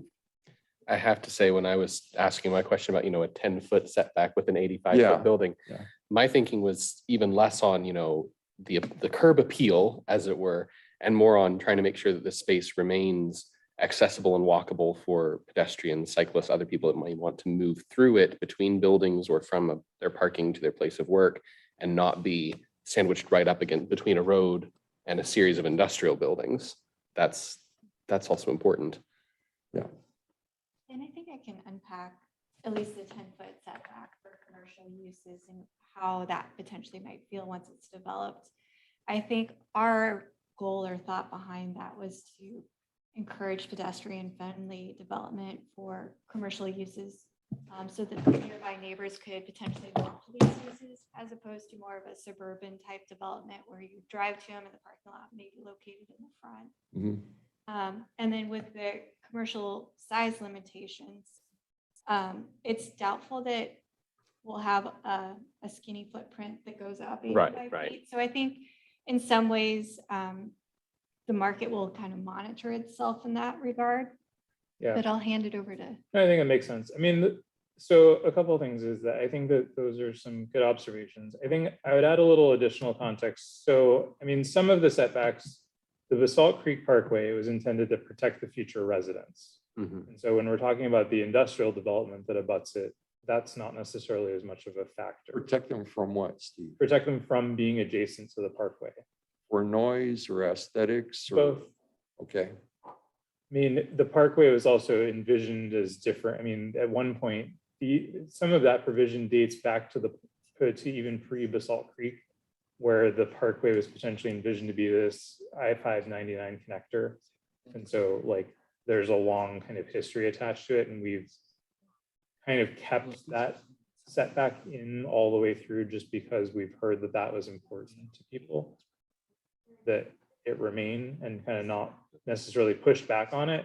I mean, I think that, it remains to be seen whether or not people will notice an appreciable difference. I mean, grade can change a lot, vertical can change a lot about horizontal. yeah. Be that as it may, I mean, It is a parkway, so that has some connotation there. Anyway, yeah, and so that is one. The Norwood Road example, I mean, the 60-foot buffer that ended up isn't the setback. I mean, it was a negotiated buffer. right? So, I mean, it's not to say that that's the setback, it's just that that's what it ended up being. They chose to do their open space in the form of preserving that tree buffer because they heard from the neighbors that that was a desire, and they wanted to smooth the process. And then the last one, the example of the Planbeck Gardens, is that it's driven by topography. I mean, even with the buildings as far away from the road as it is now, they struggle to get an ADA accessible sidewalk from the building to there. The buildings simply cannot be any closer. And so they're pushed further back out of necessity, not by setback. I'm guessing that the setback for that is probably 0 to 30 feet like it is for most. And so they could have moved it much closer to the road. It just worked out that way, simply put. And so I guess the thing I'll use as an example is that the development, I think it's basically finished right now, the large industrial development along 12 and Sherwood Road at Miscellany, which is like almost finished now. Is that 124th? 112th or so. I was gonna ask. 112. Yeah. Further in towards downtown. Okay, It's almost completed. It's like, and the building is complete. It's but it's not, it doesn't have users yet, I don't think, or maybe 1 or 2 users. That building is 30 feet from Walton Road Road. And so 30 foot is a very typical industrial building setback. And that building is probably 60 feet. I'm sorry, I was taking notes. Sorry, which? Miscellany. Yeah, I would say that one's probably about 38. It's 30 feet from the road. Oh, You think it's from 40, the, 40 feet high? yeah, I was thinking Okay. height. So, Yeah. and so that gives you an idea of industrial building. So that's kind of like, that's where the 30 is. The 30 is a typical industrial front yard. The manufacturing park, which was based on, very large parcels and, lots of basically like landscaping and, everything being kind of like tucked away and hidden away. And I Yeah. think that we've kind of learned that, building form is something that can, when done well, be appreciated. And then the other thing is that when you look at some of the way that those like building setbacks have worked out, where there's like a drainage ditch Yeah. is the setback, and then the building is actually right above the road and quite imposing. And does it really matter that it's that much further away? Probably not. I mean, maybe, because you're not really getting anything out of the setback. How are we zoned here where this building is? This is institutional. It's lesser than 30. I roughly paced off from the edge of the building out to the curb, and that's just about 50 feet from the front of the building to the street here. So I don't know what the setback To the back of the sidewalk or to the curb, to the curb? right at the street. Yeah. Yeah. Just to give you, a Because the feel. setback we're talking about is measured from the back of the sidewalk, not the curb. So the curb and the planter strip and the sidewalk are going to give you 13 feet. Mhm. Does that necessarily go with, you measure from the right of way? We measure from measure from the back of the road, Setback here. which is the property line. Yeah. The sidewalk here. So, technically, usually it's about a half Yeah. foot behind the sidewalk. And for this particular zone, we had the potential to site our building closer to the roadway or the right of way. So setback for this zone would have been 25 feet in the front yard. 25 feet So we just didn't to the, capitalize on that. okay, to the right of way. Yeah, and so then the 10 feet, and I think that the idea with the 10 feet is basically that, it encourages street facing development, and it basically is allowed in exchange for someone not putting their parking area in the front. And that's what you find with a lot of suburban commercial. And so from a walkable scale, it means that the person on foot has to walk all the way through the parking lot Rather to than get having to the immediate shop. access. And so it's not as hospitable. And so, that one is kind of like I think we're certainly amenable to just taking it out and going with whatever the underlying zone is. That's the rationale for it, at least, is why it's included, is this idea of allowing the option. It's not a mandatory thing. Many people will probably still just choose to put their parking lot in the setback. Yeah. And then that's the other comment about having a larger setback, is that we don't preclude the parking lot from being in the setback. It's just the building. And so that's the other thing, is that the larger you make the setback The more industrial likely we buildings, the have more likely it is the person's going to put the parking lot in front. And particularly in the residential, industrial, residential, commercial, or residential industrial interface, the most common complaints that I've heard throughout my career from residents about commercial businesses are the headlights and the noise of the cars, not the business operations Right. themselves. And so anything that puts the parking lot oriented towards, The rear of the business. yeah. And so those are the thoughts. I think that we certainly are like flexible on changing it and increasing it in cases, and then the other piece of it is like doing more of the stepped back setbacks. So if there's like a concern about building form, or we might do like if you exceed 2 stories or exceed a certain height, then you do have to do a larger setback. Kind of similar to what we've done with the residential areas. Why did you go to 30 and not 40 or 20? Just because it's what's common in the other industrial districts. And so, a lot of what we did, we pulled from ML and MG, where 30 foot is a common That's what it is. setback. And we feel like in enough developments, people have taken advantage of it, meaning that it's, at least in some cases, a necessity due to topography. And as you know, from developing industrial parks, like having the whole site have a finished floor elevation that's super flat is really important. And like that topography can cut both ways. Sometimes they need they site the building 150 feet away from the street because that's how it works out for their plans. Yeah. And then sometimes they need to take full advantage of the setback. Knowing that the setback doesn't include the space for the planning berm and the sidewalk does quite a bit to allay my concern Does it? there. I had forgotten that is set aside separate from the setback. What's the planning strip?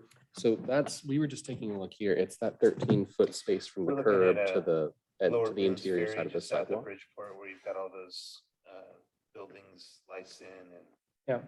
place my wife gets her hair done. Yeah. Anyway, So the So it's setback like they're talking about right would at start their from 10-foot setback, the sidewalk, interior of planter the strip, and sidewalk. then Yeah. parking around the back.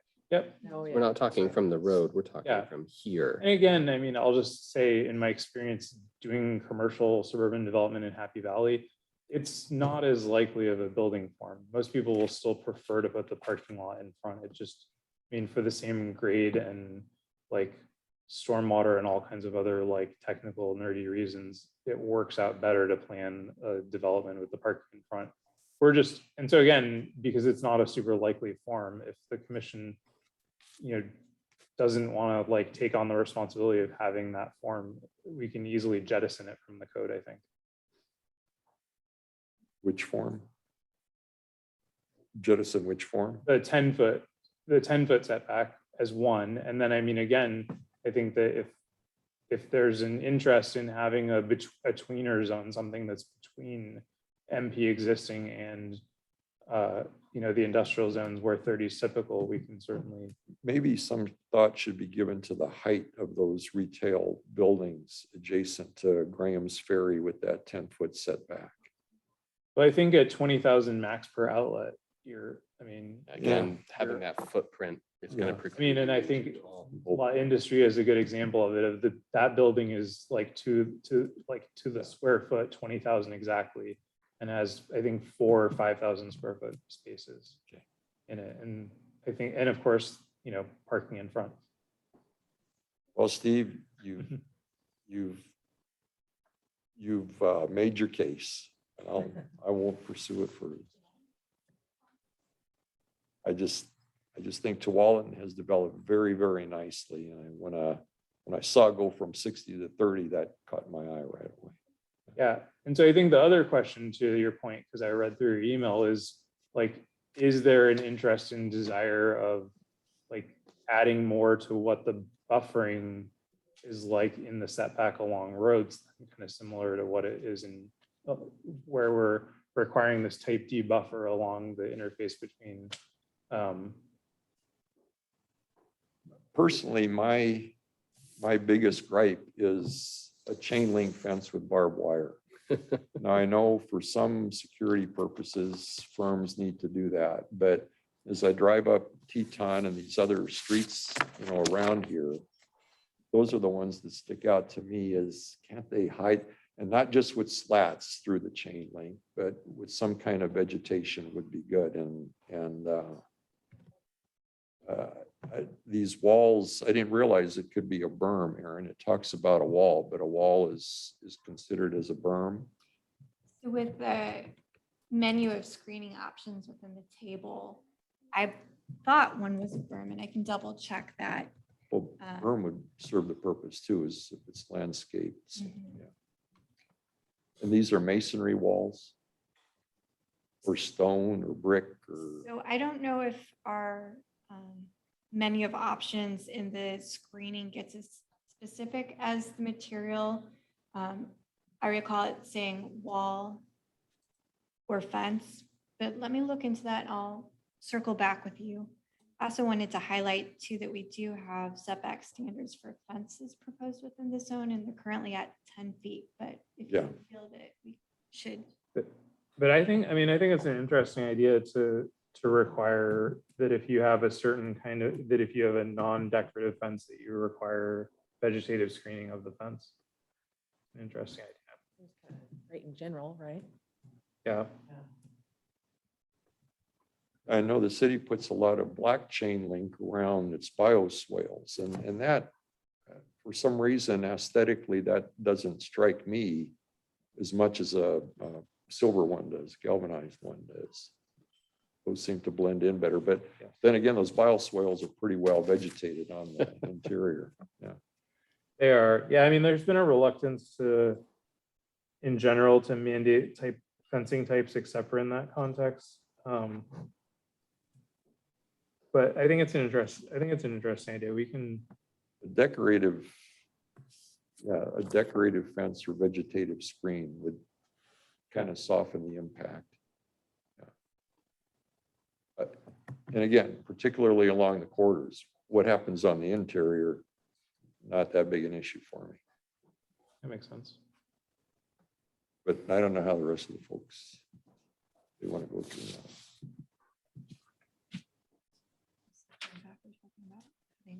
Fence design standards.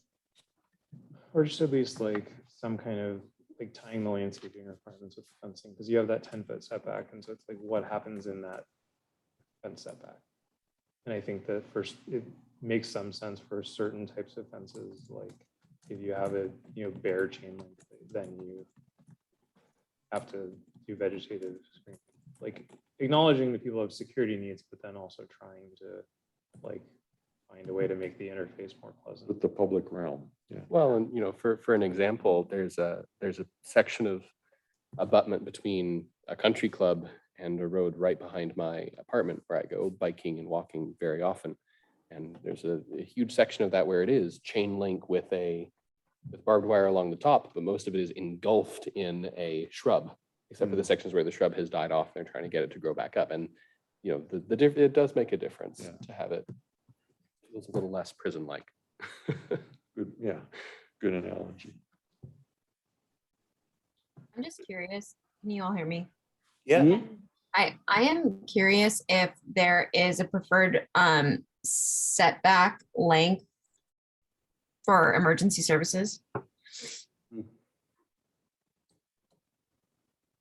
So there are drive aisle widths that are required. So like typically it's like 24 feet, and then it becomes wider the higher the building is. And so that's something that basically the building designer works out with the applicant when they propose a design. And so like apartment buildings, for example, that go higher, that have obviously that you don't want your apartment building to burn down, have higher needs where they need to sprinkler the building, and then they would potentially need to accommodate larger fire apparatus because you might have people exiting from higher floors and stuff. And so you'll find, especially in newer apartment complexes, the drive aisles are maybe wider than like a commercial, like a low-rise commercial strip mall.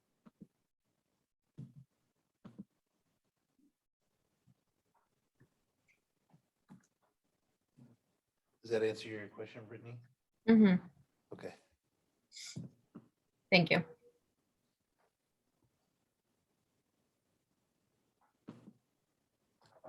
I'm feeling pretty good about 10 feet setbacks for the commercial, personally, Okay. based on what are the other things I've seen in this neck of the woods, like I was showing on the screen. Okay. I like your thoughts though about, I like your thoughts about paying attention to having continuity. So you don't just have sections that are really far back and then all of a sudden you're like right up against the road. And definitely your thoughts about the chain link. I totally agree about that, because I think all of us wanted to have it walker and biker friendly. And I know I don't like to run next to chain link fence with, everything going on. It feels more safe if you have a little buffer in there. So. And you're right about the black and emerald stuff around Yeah. the swales. It's nicer than Yeah. just galvanized chain link. Great. All right, any more questions from Planning Commission for staff or Chris? Just to say that if you can get us the information for when TriMet will be available and ways that we could reach out to them and communicate some of the things that we would like for our community that they could support, Absolutely. that'd be great. Yep, will do. Thank you. Okay, so Commission, are you comfortable recommending these changes as is to council, or are there some things you'd like to see before you make that recommendation? If there could be consideration given to buffering non-decorative fencing, I'm okay with everything else. Yeah. Yeah, and I'm okay if they're checking with the chamber and stuff too on the food pods. I mean, otherwise I totally agree with it. It's great. Okay. And would be, Yeah, I'm making some notes here.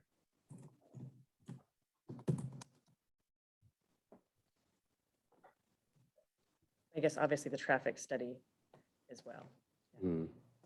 hmm, I think our planned date to go to city council isn't for a little bit. It's until. Leave November 14th. Yeah. So we can also provide, a lot of times we're under a tighter timeline, but we can provide an update to council on, or to the commission on where we've gotten with some of these changes and the traffic study and stuff like that. Randy, can you help me capture that screening of buffer? Yeah, in areas where it's non-decorative fencing, for example, chain link with barbed wire, then some sort of vegetative cover. Is that what we said? Yeah. maybe non-decorative fencing or open landscaping. We don't want to require them to have either a decorative fence or a Oh, shrub between right, every yeah, building there. yeah. Yeah, I mean, I think because we're kind of tying it to the fact that there's a 10-foot setback for fences in the zone. And so I think Right. what we're going to try to do is develop a standard for what happens in that area. Yeah. And so the idea being some kind of vegetative screening, I mean, Yeah. it could, I mean, we'll That- play around with it. It could be like a mix of trees and shrubs or something, or it could Cool. be Yeah. a continuous evergreen screen. I mean, we have some other verbiage in places in the code to pull from that we can Good. look at. And then I think we have time that we can actually probably, like, if the commission's okay with it, just send it directly to Commissioner Levick and get his eyeballs on it. Just, Oh, I'd send it to everybody. but I don't want to have this serial meeting thing. Oh, right, gotcha. We would probably just designate you as the rep. That's not too much pressure. That sounds great though. That's dangerous. And then Commissioner Levick setbacks are. what do we want to say about our traffic study? I mean, we know when it's going to happen, but I know someone said a specific thing about it that we're, That it equals the existing traffic expectation from the old zoning. Hmm. oh, okay. Yeah. There's an equal traffic impact So preserve traffic level for, from existing zoning. to okay, from new the zoning. MP to the Yeah. new one. And this is good stuff because the council definitely likes to hear what you all like deliberated on, even if it didn't necessarily change the outcome, because it helps them do their deliberation. So thank you. You mentioned technical nerdy reasons earlier. I don't think anyone who's here would be here if we weren't into technical and nerdy. Yeah, that's We appreciate that. We're amongst friends. I was going to mention on those, one of those technical nerdy things with the traffic, there's like a 400 trips generated threshold. Like if the net change for the 156 acre area is 400 trips or greater, then it's a significant impact. So that may be, depending on what your kind of tolerance level is for trip increases as a result of it, that's sort of their cutoff in terms of needing to do that greater analysis. And so it may be like a small, I don't know if you guys are okay with a small increase, but below that 400 trips, or if it's like a net zero standard you'd like to see. I mean, I think the city in general would like to see a net zero just because everybody's so touchy about the traffic. Yeah, I think we'll try to get there. I think that we're shooting for this standard of like significance is what it's called in the, because of course, like this is theoretical, like we don't know that that's what's going to be built. And so even if, like, again, to my earlier analogy, I mean, theoretically, like the zone could run out of trips where it could be that the future person ends up having to like build a right turn lane where we hadn't planned for one because their impact was in the built year was greater than what we had anticipated when we planned the zone. Mhm. And like example of that being that like there's talk about like looking at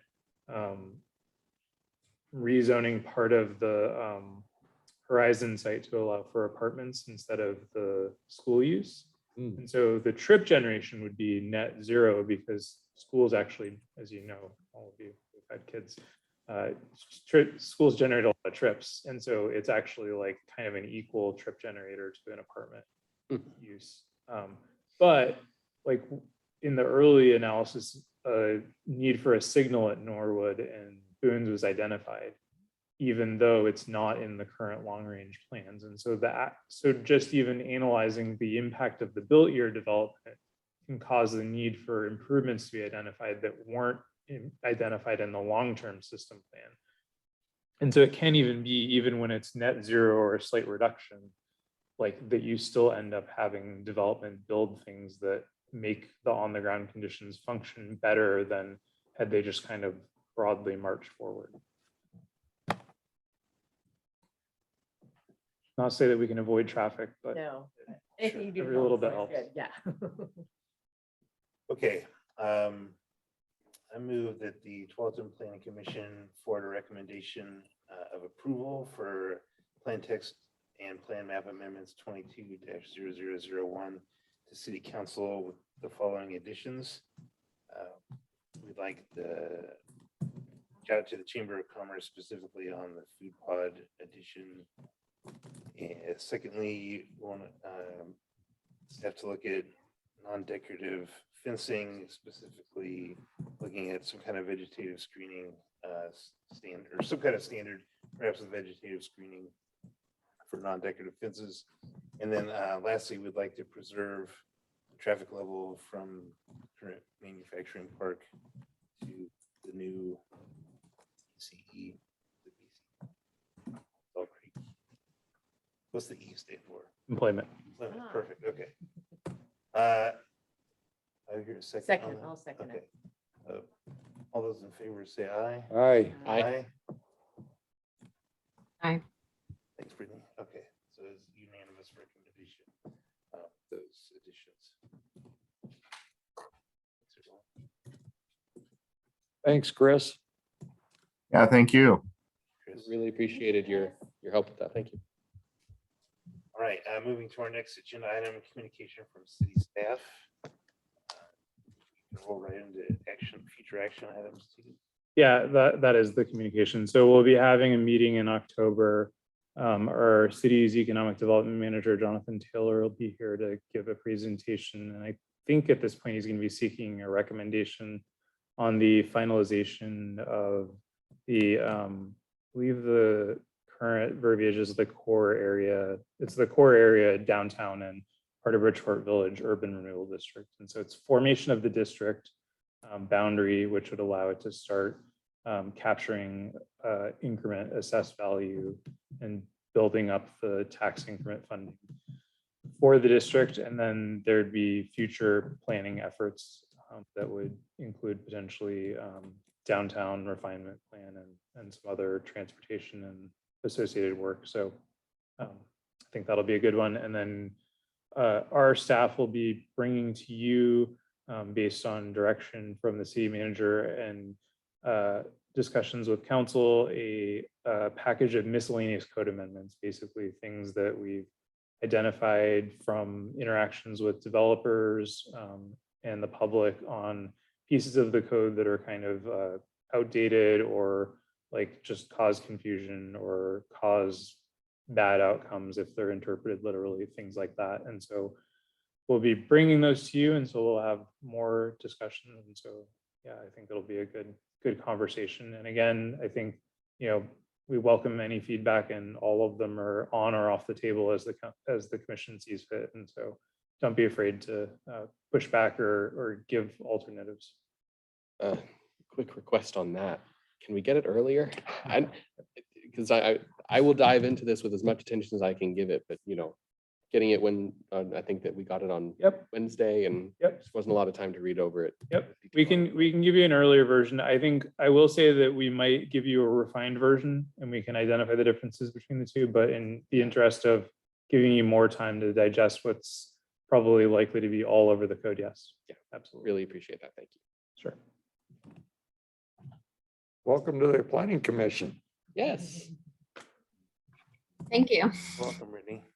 I would be there, but we are all sick in my house, so I chose to stay home.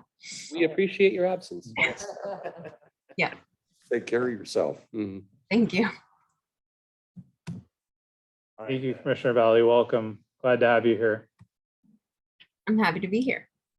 Do you want, I had the chance to meet you already, which was fun. Do you want to share anything about yourself with the commission just for their benefit? I'm sure. Hi, everyone. I've lived in Tualatin for 8 years. I'm a native Oregonian, but I've spent some time out of state and out of the country.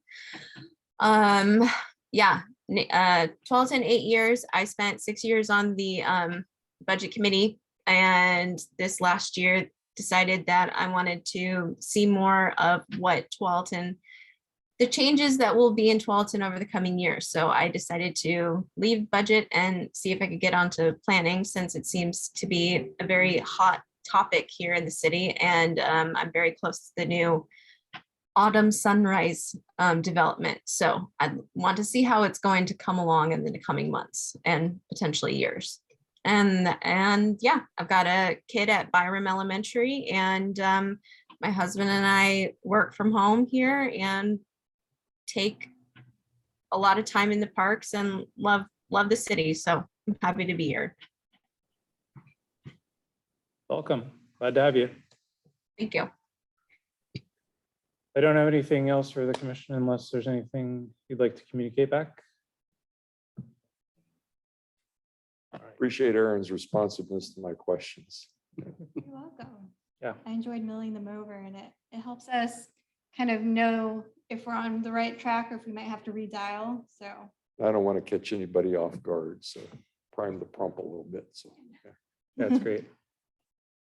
All right. So will someone move that we adjourn? so move. Okay, we're adjourned then. Thanks, everyone. All right. hey, Oh, so one of my BART questions, not Yeah. BART, BRT. BRT questions. is, So I've seen it along Franklin in the dedicated lanes, Yeah. and I know that they can